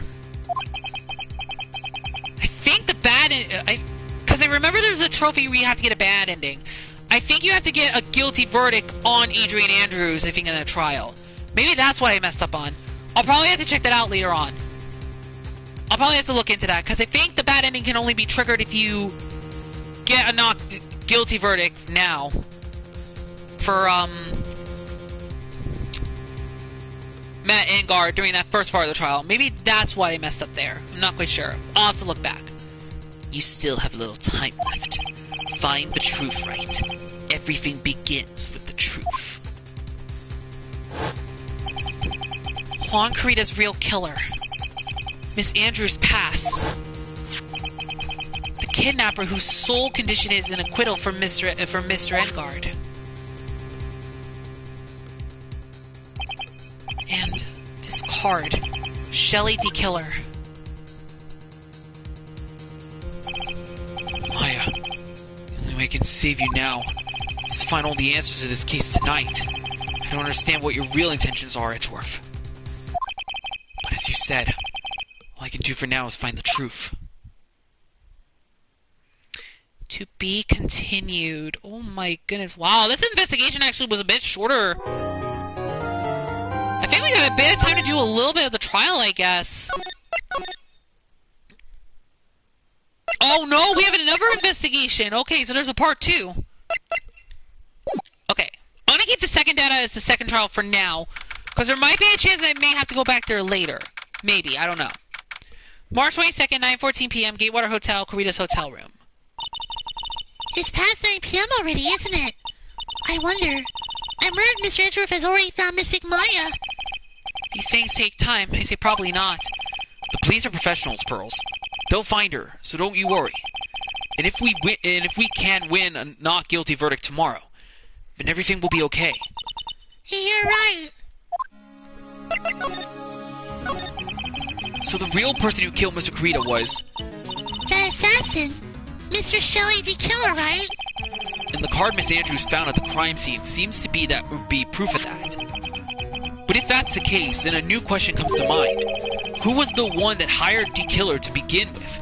Who is his client? You mean, who asked for the murder? That person didn't want to dirty their own hands in blood. But whoever this client is, they're still a killer. Who could have hired the assassin? Do you think it was Miss Andrews? I wonder. But if she was the client, then why go for the effort to stab the knife into the corpse herself? But if Miss Andrews wasn't the client, then... No, it can't be. Matt Engard himself? Oh, I almost get Pearl's Phoenix Wright's voice. If Mr. Engard really did hire the assassin... Then he is not innocent at all. Far from it. He would be guilty of the crime. But it can't be Mr. Engard, right? I mean, when we first talked with him... Mr. Engard, I'd like to ask you one more question. Did you kill Mr. Juan Carita? Alright, just so we're clear, dude, I didn't kill anyone. And that includes Juan Carita, okay? I didn't see any psyche locks at that time. Actually, it reminds me. Did you remember something, Mr. Nick? Yeah, something Miss Andrews said at the trial today. She said something interesting. So what is this interesting thing? Oh, that's right. You didn't hear it, did you, Pearls? Juan had bet everything on the Jamming Ninja this year. And if he lost the Grand Prix, he was going to make sure Matt was going down with him. That's what he fought anyway. It looked like somehow Juan had in his hands a secret so powerful that it would destroy Matt's acting career had it been revealed. Mr. Engard's secret? Well, what is his secret? I don't know yet. But for now, let's think about it this way. Mr. Carita was going to reveal this secret. That means Mr. Engard had plenty of motive to have Mr. Carita silence. which means we have to meet with Mr. Engard. There's no way around it now. March 22nd, Gatewater Hotel, hallway. Wow, it's really getting late. Isn't it, Mr. Nick? Yeah, it's past 9 p.m. already. But we still have some things to prepare for tomorrow's trial. There's still the matter of the secret Mr. Corita held about Mr. Engard, and Miss Andrews' real intentions. These are two things I must know tonight. But aren't visiting hours over at the detention center? I'm sure we'll think of something, Pearls. Don't you worry.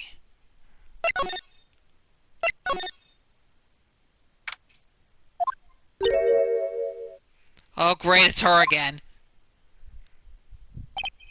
Hey, wait! What is it, whippersnapper? All I know is nothing that has anything to do with you is ever good. Like just now, I was handed this strange device for who knows what reason. And I was told to use it to search the whole hotel. That's the bug sweeper, isn't it? The one Gumshoe made. I don't know, and frankly, I don't care. But the request came from Edgy Poo, so... Edgeworth? And he said... If you feel angry, direct your anger at that unsophisticated lawyer.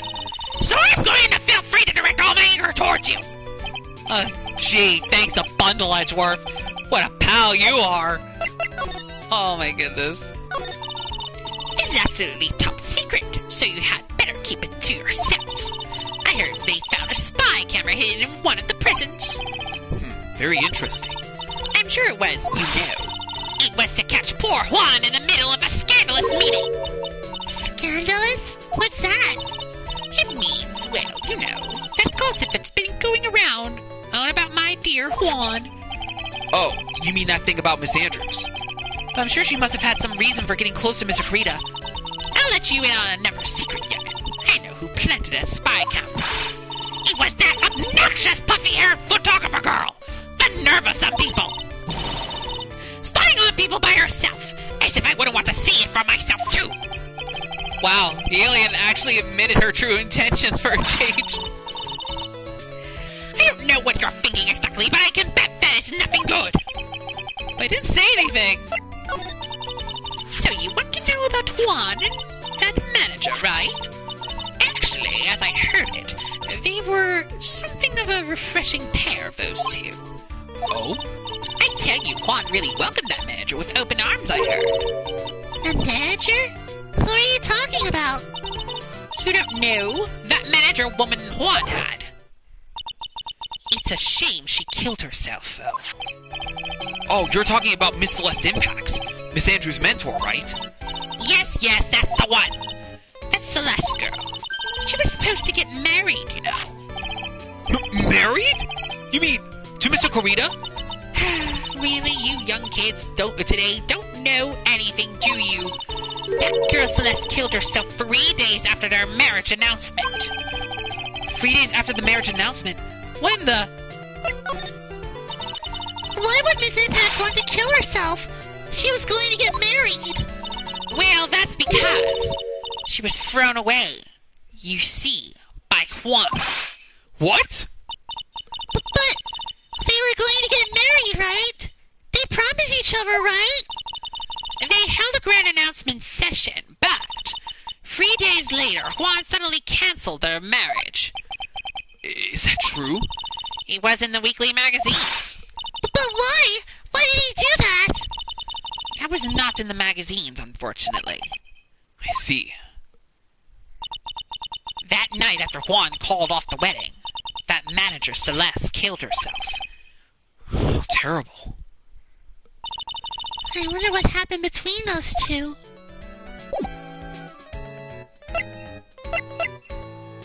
Something must have happened that might have...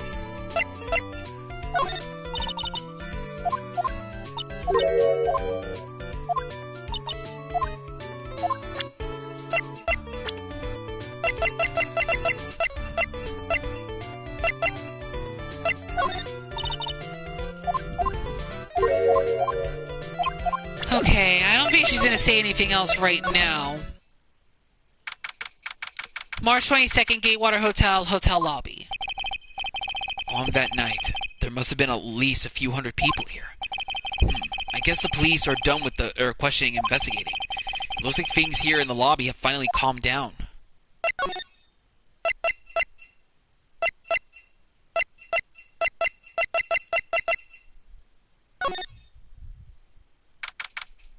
March 22nd in Guard Mansion living room. Looks like no one is around. What happened to that person with that stuffed teddy face? Oh, she must mean that butler with the stitches in his face. So... Oh, there you are. I guess you're still awake, huh, Show? Come on, let's play. I wonder if that butler, Mr. Doe, is already asleep or not.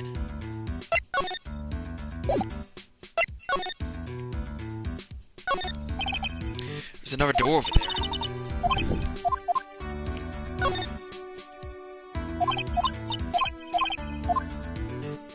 I don't think there's going to be anything changes right now at this time. I guess we'll find out soon about that one.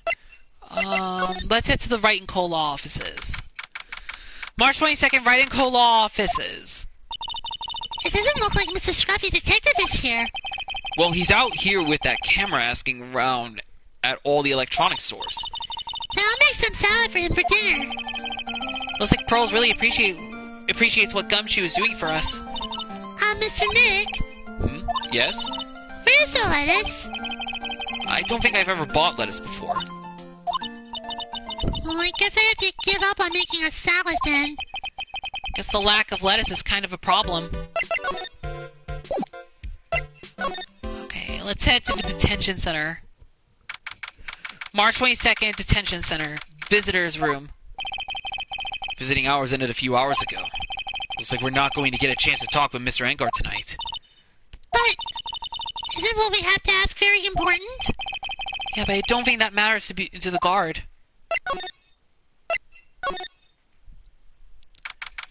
March 22nd, police station. Criminal Affairs Department. It feels sort of tense in here, doesn't it, Mr. Nick? Yeah, it does. I wonder if something happened. You're Mr. Engard's lawyer, right? Yes, sir. Well, we finally found just the person we've been looking for. A real decisive witness. A decisive witness? You mean for the Engard case? We're taking the witness statement right now. Gotta hand it over to Mr. Edgeworth. What's Edgeworth up to now? Who is this witness? I think you know this person quite well, Mr. Lawyer. Mr. Nick? Between the kidnapper's demand and now this, can't see any way to win here. Oh yeah, Mr. Edgeworth wanted me to tell you something. He did? Even though visiting hours are long over at the detention center, he wanted me to grant you special permission, so there you go. What? I've already called them so they know. Go on, go talk to your heart's content. Thank you very much. This is such good news, Mr. Nick. Go talk to your heart's content. Sounds like the police are pretty sure they have tomorrow's trial in the bag. Okay, but who is it? Is it Matt? I'm sure they must have transferred Miss Andrews here by now. So that means that both Mr. Engard and Miss Andrews are in this detention center. Now then, whose story do I want to hear?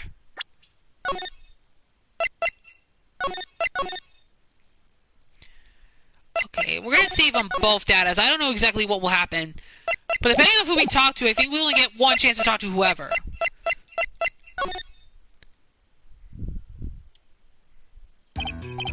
Dude, it's Mr. Wright. I hope you can get me off the hook tomorrow. I'm counting on you. I hope so too.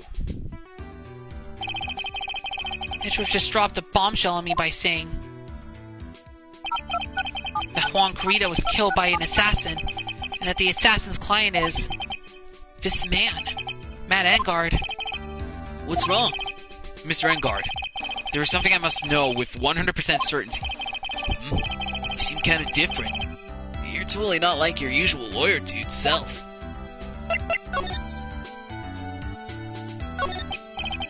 About the press conference. You mean the one where Juan was going to dress up as the Nickel Samurai?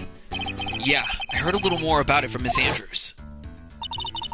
It looked like somehow Juan had in his hands a secret so powerful that it would destroy Matt's acting career, had it been revealed. Could you please fill me in on what this secret is, please? The Psyche locks! 5? I knew this was coming. Mr. Nick, don't tell me. Psyche locks. You said a secret, right? But I don't have any idea what it is. Do you, dude? Did you know about Mr. Kurita and Miss Andrews' relationship? Well, it's all over the tabloids, dude. But I don't know any of the details, if that's what you mean. Look, how many times do I have to tell you? I don't care what Juan did with his life. Miss Andrews, she had a purpose in mind when she started seeing Mr. Kurita. Her mentor was Mr. Kurita's manager, and Miss Andrews was going to get Miss Celeste Impact's suicide note from him. Celeste?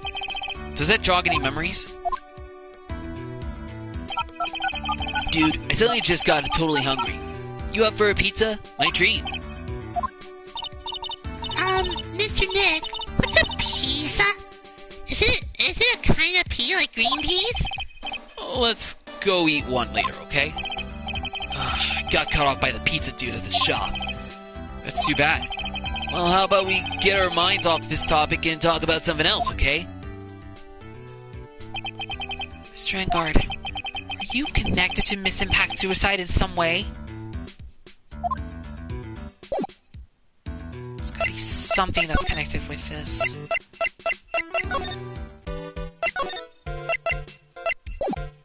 Maybe we may have to go for this now. Oh, we get to hear Ivor's story. Okay.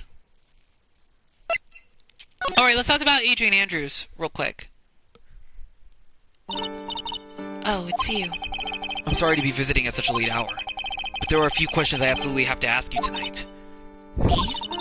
I thought your client was Matt. I'm sure Miss Andrews knows something. She can't be clueless about this secret Mr. Kurita had on Mr. Engard.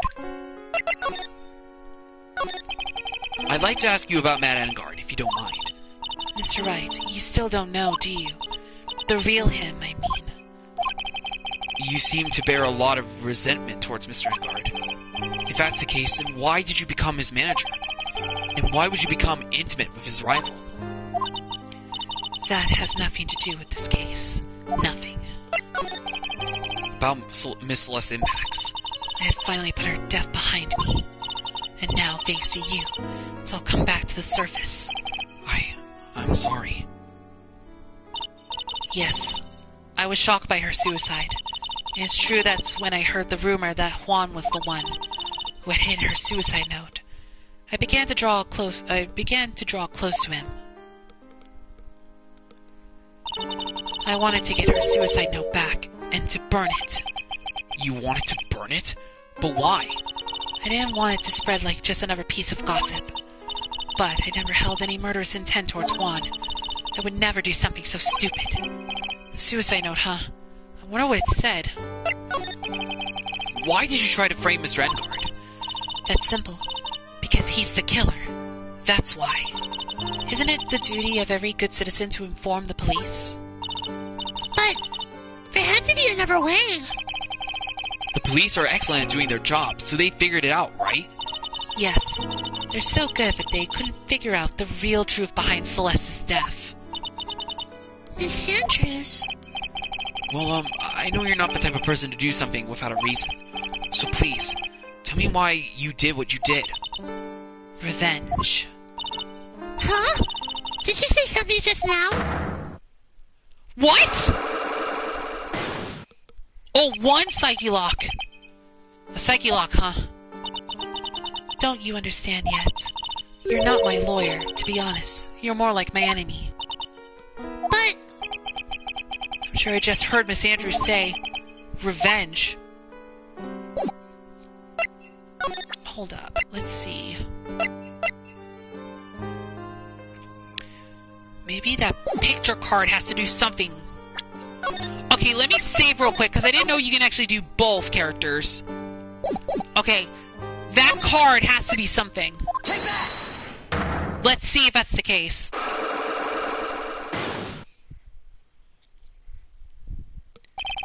Why frame him? Can you please tell me why you framed Mr. Engard for the murder?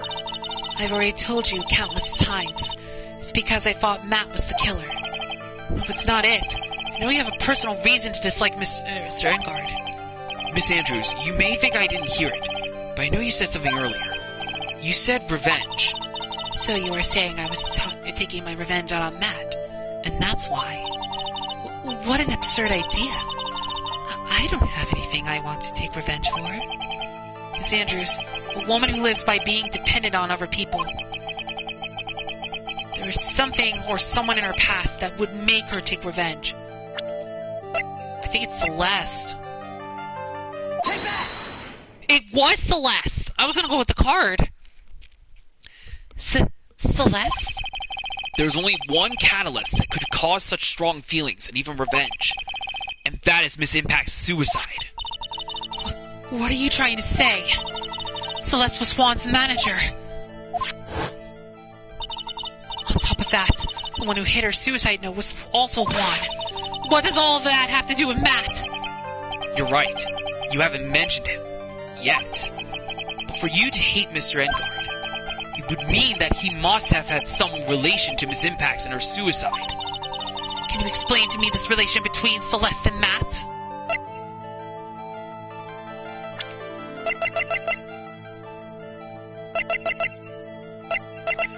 Oh dear.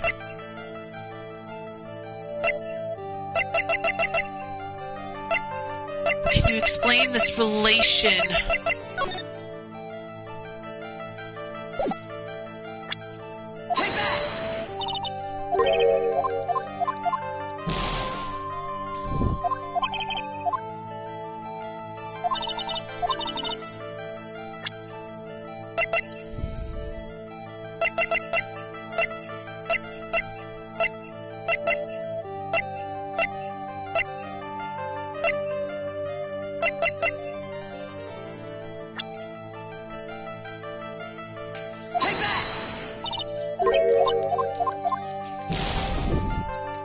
I'm not sure if I have it. Can you explain to me the relation between Celeste and Matt?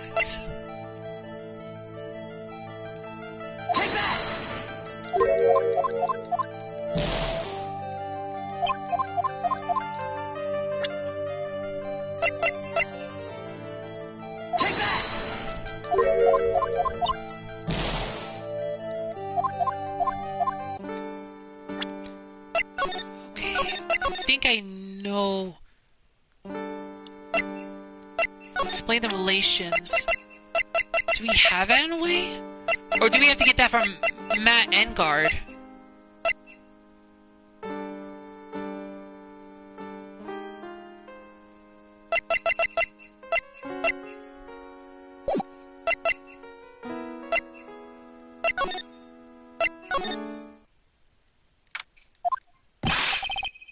Oh, Mr. Wright, please, you have to help me. Uh-oh. Mr. Powers? Mr. Powers? What happened? Why are you here? You see, I got roped into this somehow. What? And now I'm going to testify at tomorrow's trial. So the decisive witness is Mr. Powers. I was talking with a detective until a little while ago, and I was on my way home. When all of a sudden, you're under arrest, and I was brought back here. Oh, they said my face and whole self in general look suspicious or something. Well, I guess I can see how they thought you looked suspicious. I'm just a normal guy on an exercise show for kids. Is that a crime? So about this testimony you're giving, what are you going to talk about? Oh, I really don't know yet. But it sounds like I saw something pretty important from what they tell me. You saw something important? What was it? Oh, well, the detective told me not to talk about it. You can't tell anyone, and especially not that lawyer, he said. Who do you think is that lawyer the detective was talking about? I'm going to take a wild guess and say it's me. Yeah, you got it. Mr. Nick! Mr. Maya and myself are your only two allies in this whole world. But it's alright. Ouch, I don't really have a lot of friends, do I? It's going to do a lot of damage to Matt, you know.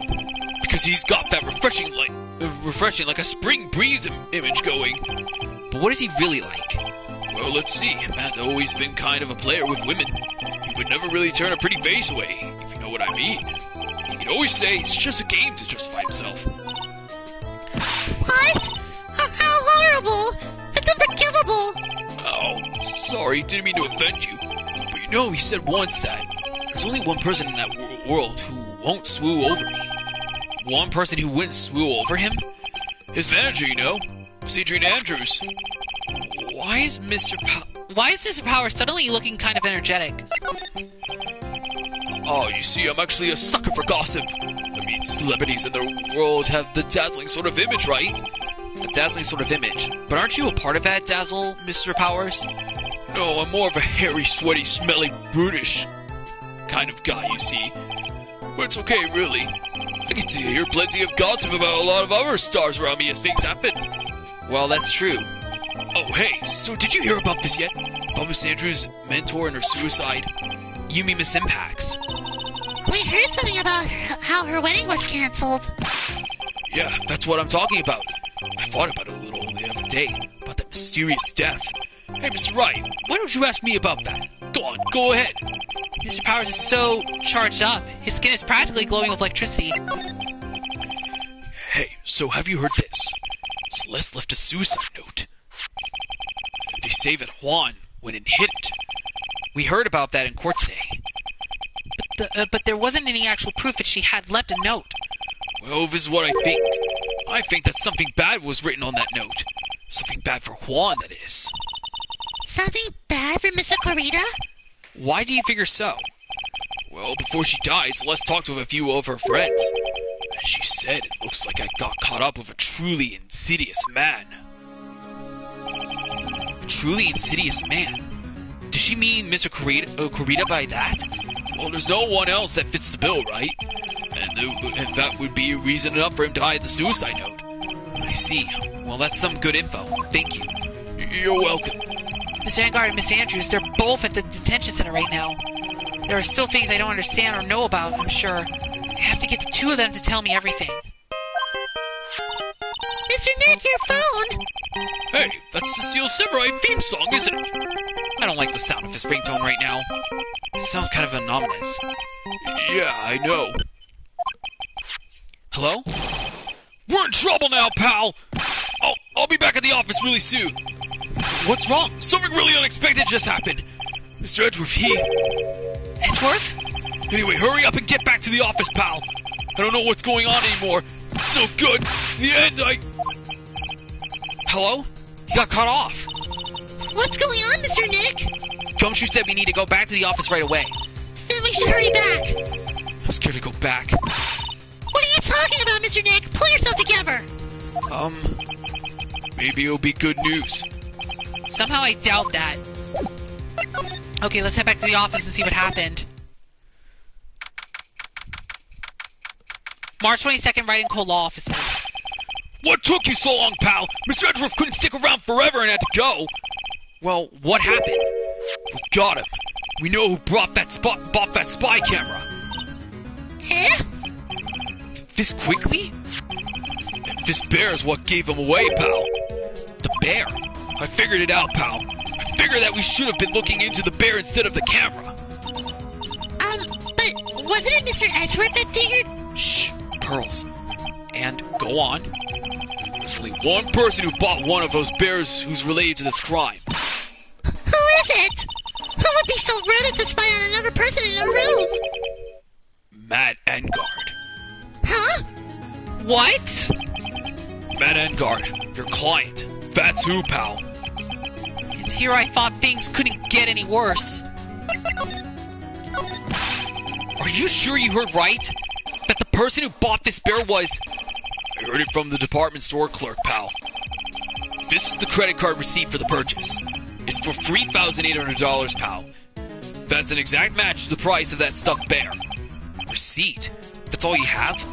Nah, it's not just the receipt, pal. The store clerk said so himself. He told me I'm sure I sold the bear to Mr. Engard. I mean, the clerk even got Mr. Engard's autograph out of it, pal.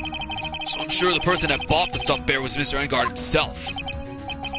My sight is failing me. This can't be. Credit card receipt. A receipt for $3,800. Proof Engard bought a stuffed bear identical to one in evidence. So what about the spy camera we found? That was a dead end, pal. I mean, you can get this kind of thing from anywhere. But for now, I guess I can give these back to you for you to file away into evidence. Spy camera, transmitter, and stuffed bear raffled into the court record. I know you don't want to give up, pal. I didn't think it was possible. The person who put the spy camera in Juan Corrida's room was Matt Engard. Why would Mr. Engard do something like this? I bet it was to catch Miss Andrews and Mr. Corrida in one of their rendezvous. I bet it's not good enough for me. I have to know the absolute truth behind this camera. Are you going to see him, Mr. Engard, I mean? Yes. I'm scared, Mr. Nick. I wonder what we will find out next. I'm scared myself, but I have to put on a good face for Pearls. Matt Engard, what in the world have you done?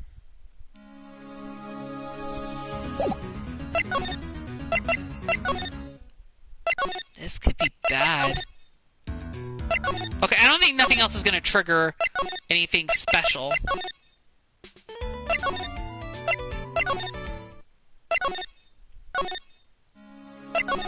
Yeah, nothing else, probably. Okay, well, I guess we gotta go ahead and... I think we gotta get information from Matt Engard first. And then get information from...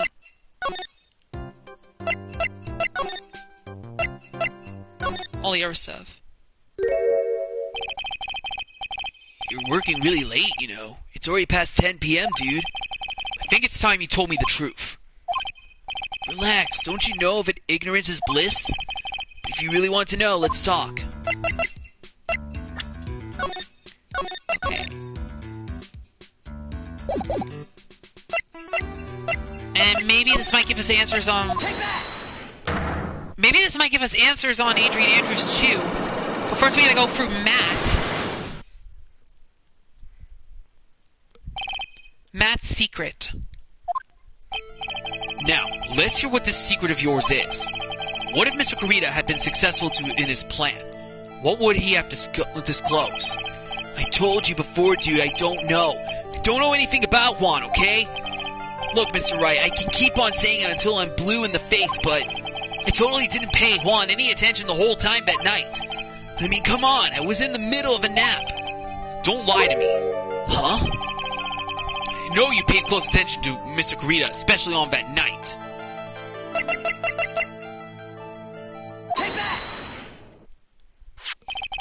Someone used this camera to secretly film Mr. Corrida's room the night of the murder. Secretly film? What? And then sent the images the camera took with this transmitter. Wow. But dude, what was the camera you're talking about hidden? The spy camera was hidden in this bear's eye. A bear that was supposed to be a present from a fan. I guess Juan had a few of those kind of fans too, huh, dude? Actually, I wouldn't say this bear was a present from a fan. You sure, dude? Who else could it be from? The person who gave this bear to Mr. Corrida was...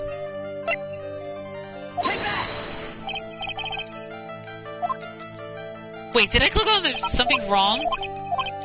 Oh wait, I think I was supposed to click on a person. Yeah, it was a person. It was you! Mr. Engard, don't you know this bear from somewhere? I don't think I've ever met Mr. Bear before, dude. Aw, but he says he knows you. How could you forget such a great friend? What else did the bear tell you? He says that the one who put the camera in his eye was you, Mr. Engard. If I didn't know how you work in court, I'd think I was in some serious trouble. Come on, this is all a joke, right, dude? Just pulling my leg. Looks like you're not ready to give up your secret yet. Well, do you have any proof you want to show me first? Here's proof that it was you who put the camera inside the bear.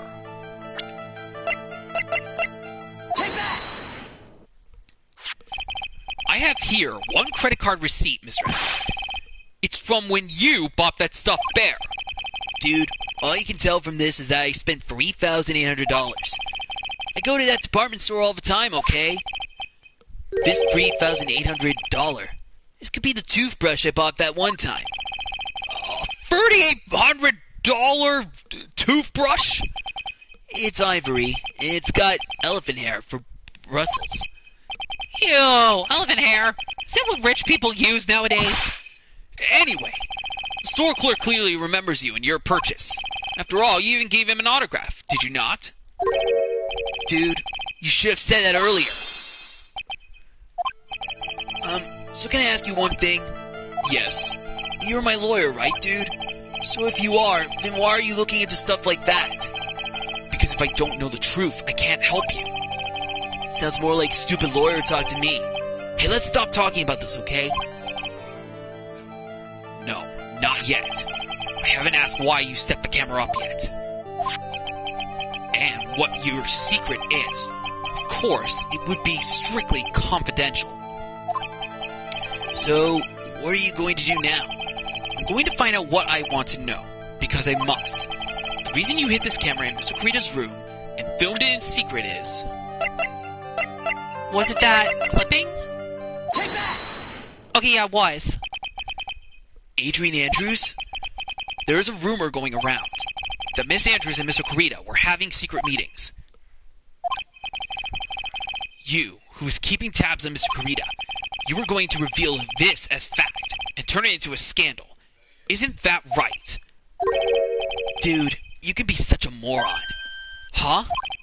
Oh man, Mr. Lawyer dude, that kind of scandal, that's the good stuff. That's what we in the industry call juicy. The good stuff? Juicy? Look, we can get publicity without spending a penny with that kind of stuff. I mean, if people stop paying attention to us, then it'd be the end, dude. Too bad that wasn't your intention. What are you talking about? I wish your reason for spying was something so innocent. But it wasn't. You didn't spy on Mr. Kurita because of Miss Andrews. Then there's only one reason I can think of for you to do such a thing. The real reason you set up the camera in Mr. Kurita's room was...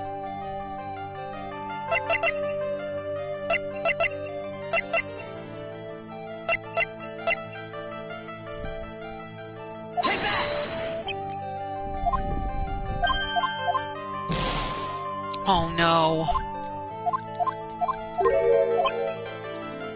The real reason you set up the camera in Mr. Kurita's room was...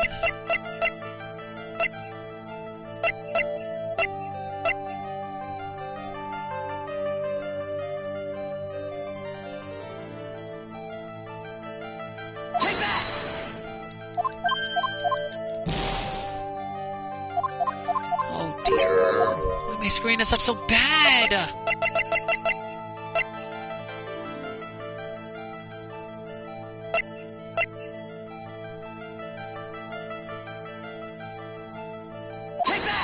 The picture card! What is this card? Maybe he doesn't know about this card. This is a certain man's calling card. The man's name is Shelly D. Killer, and I'm sure you know of him, don't you? Shelly D. Killer? That's ridiculous! Why would I know some shitty scumbag like him? If you really don't know him, then why are you acting so jumpy all of a sudden? This is it. I'm finally starting to get to the truth. Can't afford to make any more mistakes now. Mr. Matt Engard, I know why you know Mr. D. Killer. It's because... You're his client. Since you're the one who set up that camera, that means you knew. You knew exactly what was going to happen in that room. So how would you know something like that? It's because you're his client. That's why. You hired Shelly D. Killer to assassinate Mr. Juan Kurita. The real mastermind behind this whole murder is you, Matt Engard.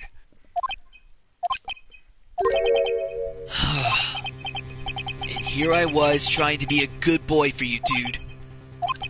I thought if you didn't know, you'd be able to do your job without feeling bad. Well, that's what I thought, anyway. Mr. Engard, you really did hire? Hold on a sec. I'm going to consult myself, okay? Consult myself? Well, I guess it's probably about time anyway. About time for what? I think it's time for you to meet him now, Mr. Lawyer Dude.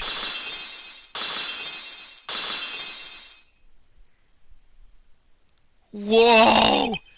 How do you do, Mr. Lawyer? I'm Matt Engard. Whoa!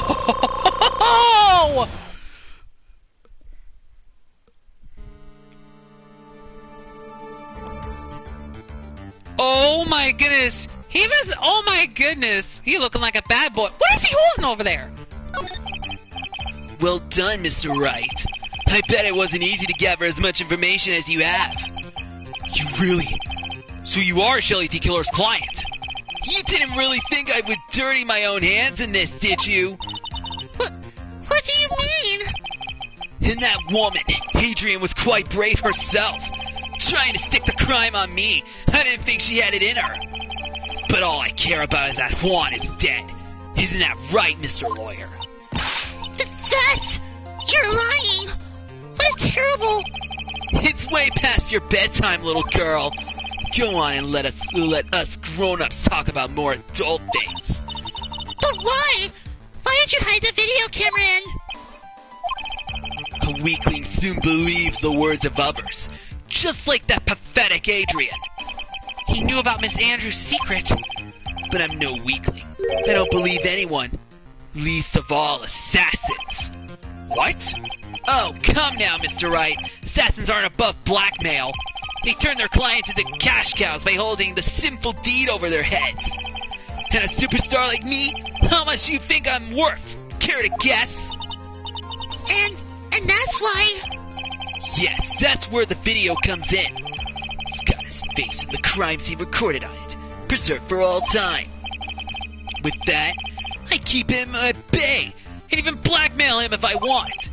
That's right. That video is my insurance. Isn't that what they call it, Mr. Wright? Why would you do something so wrong? Because I'm a grown-up and I can. Good enough in an answer for you, little girl? Why? Why would you kill Mr. Carita? Because he was about to sling so much dung onto my beautiful public image. Scandals are a little annoying, aren't they? This is all because of that press conference, isn't it? If Mr. Carita had been able to give it, then Mr. Engard's secret would have... Ah, well, that's what we call taking advantage of the situation, you know. I had no interest in doing it, really. But bit by bit, it crept up on me. Then the situation just presented itself perfectly. How beautiful, I thought. And that's how Mr. Carita ended up dead. Let me tell you something. I'm not like Adrian. I don't depend on anyone. People are simply things to be used. Used and thrown away. Put on a sweet, innocent face, and people will swallow anything you feed them. Adrian fell for it. The assassin, too. Oh, and how can I forget? Even you fell for it, Mr. Lawyer. Everyone all working their butts off for me, Matt Engard. Aw, did that leave you speechless? What a shame. What's wrong, Mr. Lawyer? You've grown awfully quiet. How could I have been so deceived by you all this time? When we first met, I asked if you had killed Juan Carita. And you answered very clearly that you hadn't killed anyone. Hey now, I never told you any lies. The person who did the killing was that D-Killer guy, right? All I'm guilty of is taking a cat nap in my room. You killed Mr. Carita! I dare you to say that in court tomorrow. Aw, but too bad you can't. You're my lawyer after all, aren't you? You could always drop my case and refuse to represent me. How does that sound? Aw, but you can't, can you? That would be the one thing you absolutely can't do. Miss Sigmaya! You wouldn't want to test D-Killer. He's a man of his word, or so I hear. You could end up getting a certain friend of yours rubbed out of you loose. You scoundrel! So if I were you, Mr. Wright, Esquire, I think I would give it my all tomorrow. Remember, everyone likes a happy win-win resolution. I get you for this. That's such a cliched phrase. Juan said something just like that, if memory serves. Of course, well, we all know how well things turned out for him, don't we? Good night, Mr. Lawyer. Maya, what am I supposed to do? Now you finally found it. The starting line of this case. Edgeworth. I don't care for the horrid atmosphere here. Let's return to the precinct.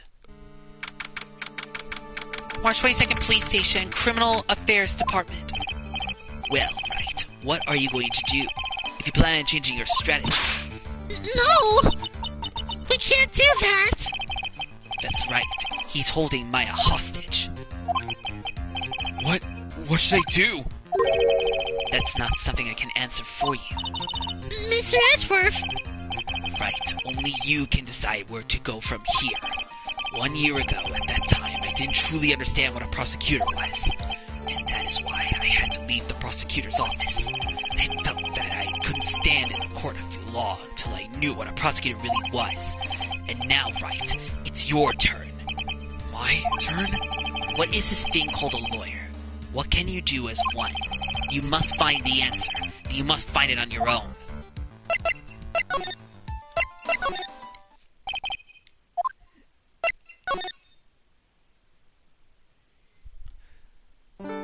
Okay, so we still gotta hear the story from Adrian. So that's who we still gotta figure out. I'm a lawyer. But to fight for someone who is clearly a killer. Matt Engard. That man is really... Ugh! It doesn't matter who. Every person deserves a proper defense in a fair trial. Isn't that the basis of our judicial system? Proper defense? But what exactly is that? Is it where a lawyer forcibly and blindly gets an acquittal through shouting and trickery? Ironic that you of all people should say such a thing. Isn't that exactly how you have fought for your clients up until now? Well, that may be true, but that's because I believe my clients to be innocent from the bottom of my heart. But if I were to get Engard an acquittal, that isn't a proper defense at all. I became a lawyer because I thought I could save people who were suffering and in pain. But when I look at this mess we're in, I can't even protect the person closest to me. Even if I win the case, I still lose in the end. I just don't know what to do. Right. Would you get a hold of yourself? You have it all wrong. Huh? We aren't some sort of heroes. We're only human. You and I. You want to save someone. That's something easier said than done. Wouldn't you say? That's... You are a defense attorney. You can't run away from that. You can only fight. That's all you can do. People like you and Franziska von Karma are always using all you have to pin me down. You fight to the very end, even when you know the truth is not with you. I'm not like you. I can't fight for a false verdict, for a man I clearly know to be guilty. Franziska, she fights for herself. The only thing she fights for is her perfect win record. That's all. And isn't that the same as you? Isn't that why you ran away a year ago? Because your precious win record was destroyed? You are so petty! I see. Now I understand why you despise me so. However, you are mistaken. What do you? Thanks to you. When you sealed off my path to a perfect win record, I began to realize the error of my ways. I realized that things such as a perfect record were meaningless. What? I don't believe you. You saying that is why you left the prosecutor's office? But then why? Why are you here now? The answer to that is something you will find out on your own. I have faith you will see it before the verdict is read tomorrow. But if you can't, then you will be powerless to change the ending of this story. Mr. Nick! The transceiver! I'm sorry for what happened earlier. Now then, Mr. Attorney, do you wager you can obtain an acquittal tomorrow?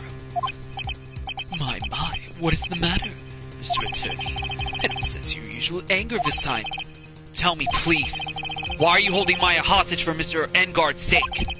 Why are you doing this for that cold-blooded killer? Right. Please don't misunderstand things. He is my client. Don't toy with me! A man who hires an assassin is just as much of a killer himself. I believe you were asking me for a reason as to why I am doing what I am. Yeah. This is what I like to call my aftercare. What the heck is aftercare? My name carries a certain amount of honor and dignity, Mr. Attorney. I take great care to ensure that no suspicion falls upon my clients or my handiwork.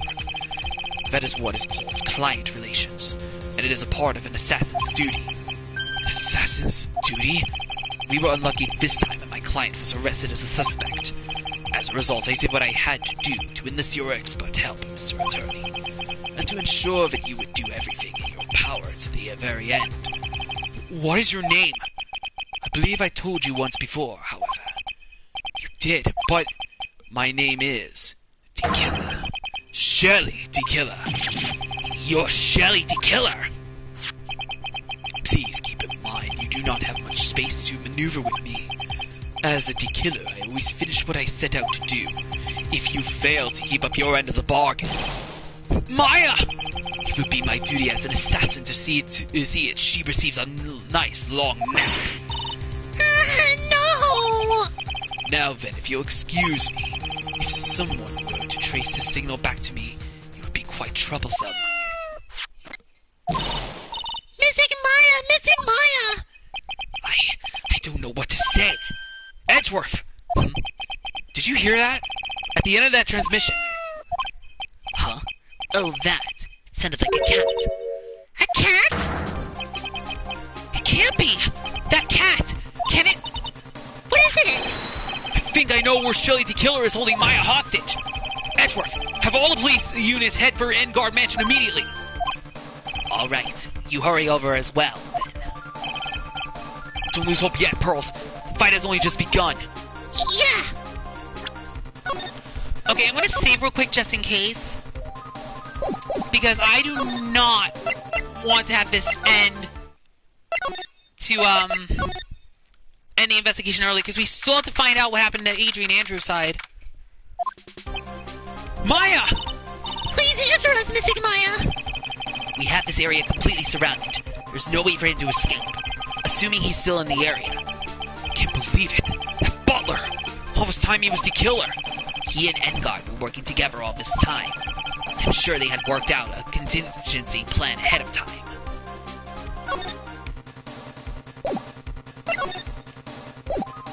I'm gonna examine the rooms. There's a small door at the bottom of this bigger door, Mr. Nick. I bet it's for the cat to use. Oh, you mean show? Looks like there is another room in the back. Leave that to us. I'm sure the investigation team is already doing its job in there.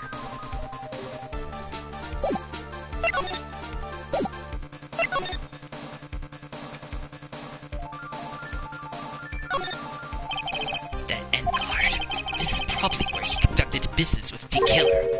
Yeah. Shelley Tequila values his clients' relations more than anything else, so I'm sure he must meet with his clients in person to talk about any transactions. It seems that Engard was quite famous, even as a motorcycle racer. Generally, when a star like him tries to do something like that, they fail, but it seems Engard is no ordinary man. This is the first time I've seen such a large fireplace. I don't particularly care for large fireplaces. They remind me of my youth. That's right. He grew up in a really affluent household. I guess you're still not over that case, huh? Don't take this personally, but I really do not wish to remember anything from that time of my life. Edgeworth really went through a lot. It's Engard's personal collection. I'd say it's a hobby of his to collect prop masks of shows related to his own. You seem to know all sorts of details about Matt Engard. Almost too many details. He's the defendant in this case. Of course I would know about him. Yeah, I guess it makes sense.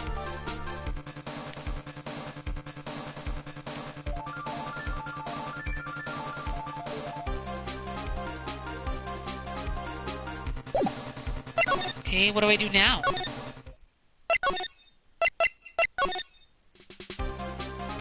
Wait, exam. Yeah, there was a bear. Oh, it's the figurine of a bear. But there are a lot of cuts in it for some reason. Figurine, a wooden bear-shaped figurine. It's covered in many thin cuts. Bear? Isn't that more of a thing for Mr. Kurita? Why would something like this be here?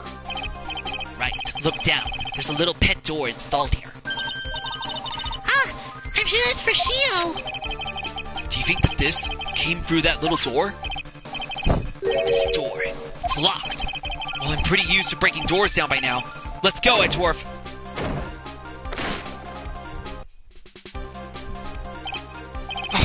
There's no one here. From the looks of this room, I would say this is Engar's private lounge. Look at this, right? An antenna for sending and receiving radio signals and a VCR. Check inside the deck. If there's a tape, it would be an important piece of evidence. If we're lucky, you'll have the moment the crime was committed recorded on it. I'm sorry, but the tape deck is empty. There's no tape to be found. No. But there's no mistake that someone used this to record something. It looks like someone took the tape we're looking for and escaped with it. Huge television and speakers loom largely here. I'm sure if Maya saw this, she'd say, I would die a happy samurai fan if I could see the nickel samurai on a TV like this. yeah, that's what she'd say. I can't believe I just made a joke about Maya, all things considered. It's a VCR and an antenna. The footage that the spy camera took at the scene of the crime was beamed here and recorded on tape. If only we had the tape, it would have been really helpful. It's Engar's computer. Maya, why couldn't you have used this to get help? Mr. Nick, where's the power switch? Oh, I get it. So that's what happened. She couldn't find the power switch. There's a little door for show in this big door. I'm sure Maya used this door to shove this out there. I'm sure it was her. Every time you give me some piece of evidence, it's always the most crucial piece. This time too, I'm sure. I can't read all the labels, but this is a very large collection of videotapes. Looks like Engar taped all of his own shows. What a spacious sofa. I bet 10 pearls would fit on here. I don't think 10 meat would fit, Mr. Nick. It's a very small table. I bet we could barely squeeze 3 pearls on there. But I wouldn't sit on a table to begin with, Mr. Nick. Okay, where to go next? The wine cellar. We searched all over, but it looks like he got away. I'm sorry. It looks like he slipped out of our grasp this time. Now we've lost our only lead. Don't give up yet. That little girl is looking to you to be her pillar. Yeah, you're right. We're close, I can tell. We've already set up checkpoints along every route leading out of this district. Leave the rest to us. Maya. Wow! I've never seen so many bottles all in one place before. Well, I guess when you're a star, you have so much money you can buy anything you want. It's a pretty heavy door, isn't it? I can't open it by myself. Please don't shove me in here by accident. Okay, Mr. Nick? If I were locked in a place like this, I'd be plenty scared too, trust me. The light doesn't filter in all the way, so it's hard to see. It looks like there are crates and cardboard boxes tied up with wire here. This looks like a picture of Miss Impax. With love, Celeste. Miss Impax? You mean... Yes, Mr. Kurita's former manager. Well, why would a picture of Miss Impax be here in Mr. Engar's mansion? Why does it say with love? This might be a clue. Celeste's photo found at Engar's mansion with love Celeste is written on it. Ah! What's wrong, Pearls? Please let me see that picture frame! Huh? What's so special about the frame? On the back! There's something written on the back of the frame! Maya! It's Mystic Maya! She left us a message! What?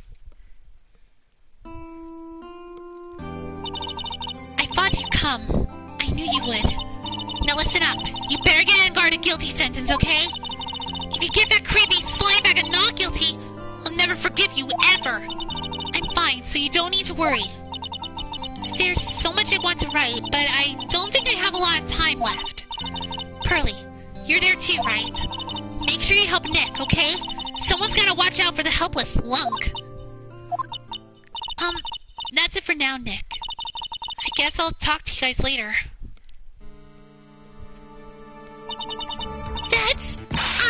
No! Missing Maya! Right! What's wrong? Why the blank stare? Oh, I'm nothing. We've searched the house, and this is the last room. Looks like he eluded us. Edgeworth. Yes. As far as clues go, I think this is about all I'm going to get. But I'm still short one last thing. And what is that?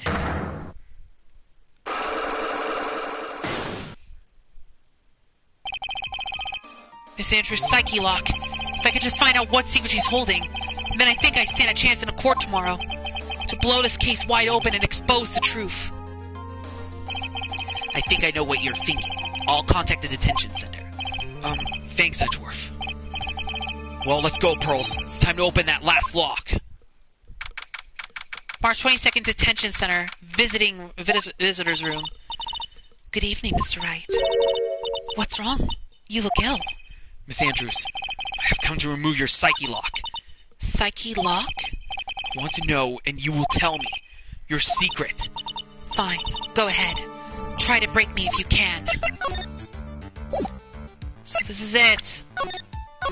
We now gotta break her psyche lock. But we're gonna read all the lines again because, why not? So this is it. We have to break that one psyche lock. Well, the first one was the obvious one, so... Let's go. Why frame him? Can you please tell me why you framed Mr. Engar for the murder? I've already told you countless times. It's because I thought Matt was the killer. No, that's not it. I know you have a personal reason to dislike Mr. Engard.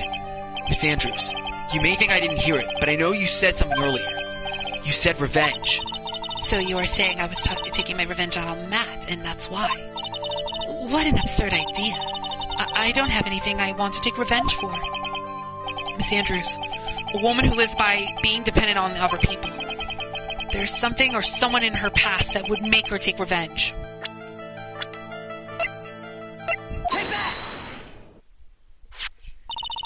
Celeste? There is only one catalyst that could cause such strong feelings and even revenge. And that is Miss Impact's suicide. What are you trying to say? Celeste was Juan's manager. On top of that, the one who hit her suicide note was also Juan. What does all of this have to do with Matt? You're right. You haven't mentioned him yet. But for you to hate Mr. Engard, it would mean that he must have had some relation to Miss Impacts and her suicide. Can you explain to me this relation between Celeste and Matt?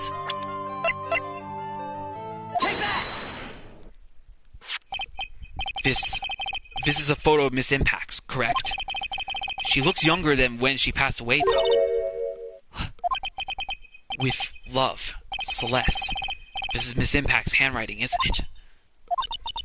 Where did you find this? No, that's all right.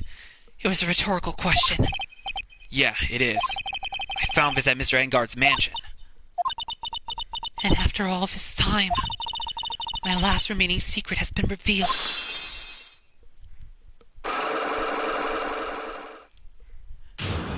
And we got all of our HP back.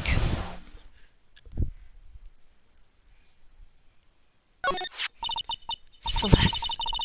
She was supposed to get married to Juan. Yes, but I heard that it didn't work out. Because Mr. Carita didn't want to get married to her anymore, right? Yes. Because of Matt. But because of Mr. Engard? What do you mean? I think I can see where this is going. Celeste. She was Matt's manager a long time ago. Oh, she was? Oh, that's interesting. I didn't know that. She was the happiest woman in the world at that time. I was working part-time back then, and I often saw the two of them together. So that's why.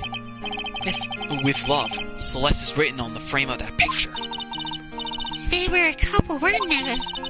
It wasn't anything as splendid as that. Celeste was being used, toyed with until she was thrown away. That's so horrible. Matt's entire image is built around how nice and wonderful of a man he is. A scandal would have destroyed that.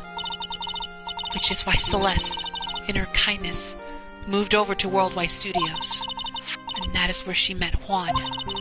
She seemed really happy with him, even happier than when she was with Matt. Celeste and Juan were such a good match that they were even planning to get married. And then it was suddenly called off. On the night Juan called their marriage off, Celeste, she killed herself. And that's why I framed Matt. It was revenge for Celeste and for myself. I'm sure even you can guess why Juan called the wedding off, right? Matt confessed to Juan about his relationship with Celeste. I see. So that's what happened. But then why did Mr. Corita have to call off the wedding? I don't understand at all.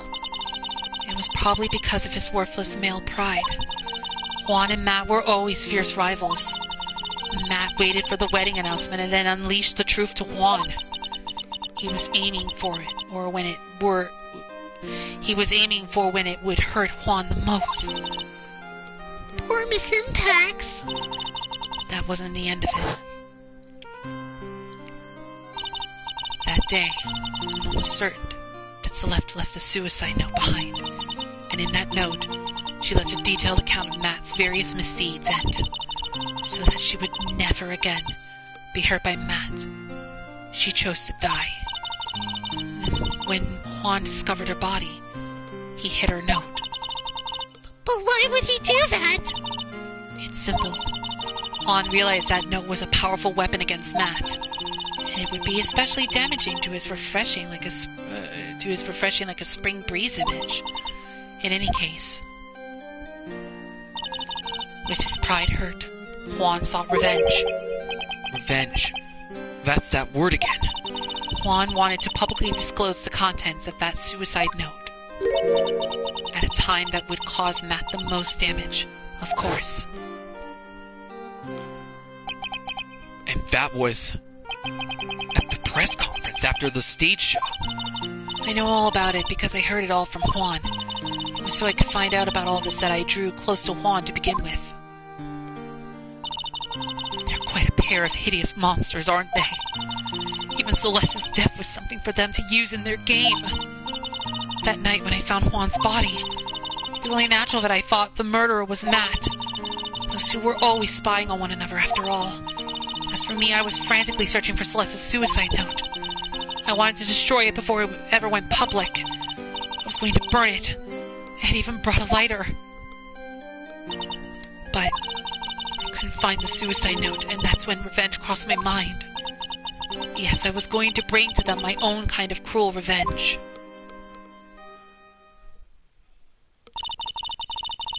Celeste was killed by those two monsters. So when I stabbed Juan's body with the knife, I didn't feel a single shred of guilt. And that's all I have to say. Well, Mr. Wright, even knowing all this, are you still going to help that man? I'm a lawyer. I see. What a foul profession. Thank you very much for your time and for talking with me. It was no big deal. I couldn't sleep anyway. I can't sleep either. Not with my situation, or with what I know now. To be continued.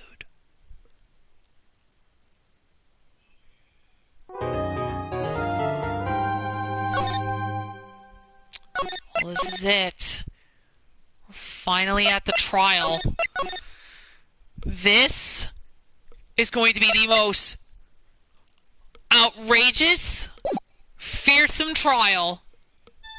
Oh. Huff. Huff. How did I get into this mess.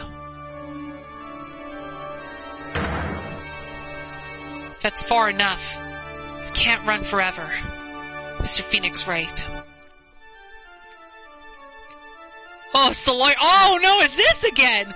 What have I done wrong? I cannot allow you to go on like this. But I'm just a simple defense attorney. Silence. You are no longer worthy of your title. I've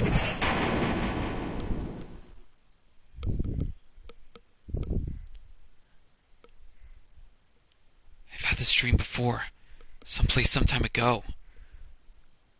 As if his fate was written into my destiny. Today I'll stand in court as a lawyer to prove a killer innocent.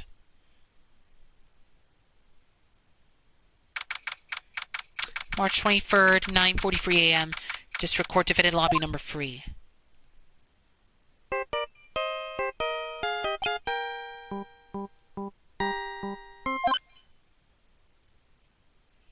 Yeah, I'm gonna save here for this one. Oh my goodness. I'm gonna stop right here for now because I'm not gonna read the rest of the dialogue right now. I'll read it some other time. Wow, that was a lot to take in this episode.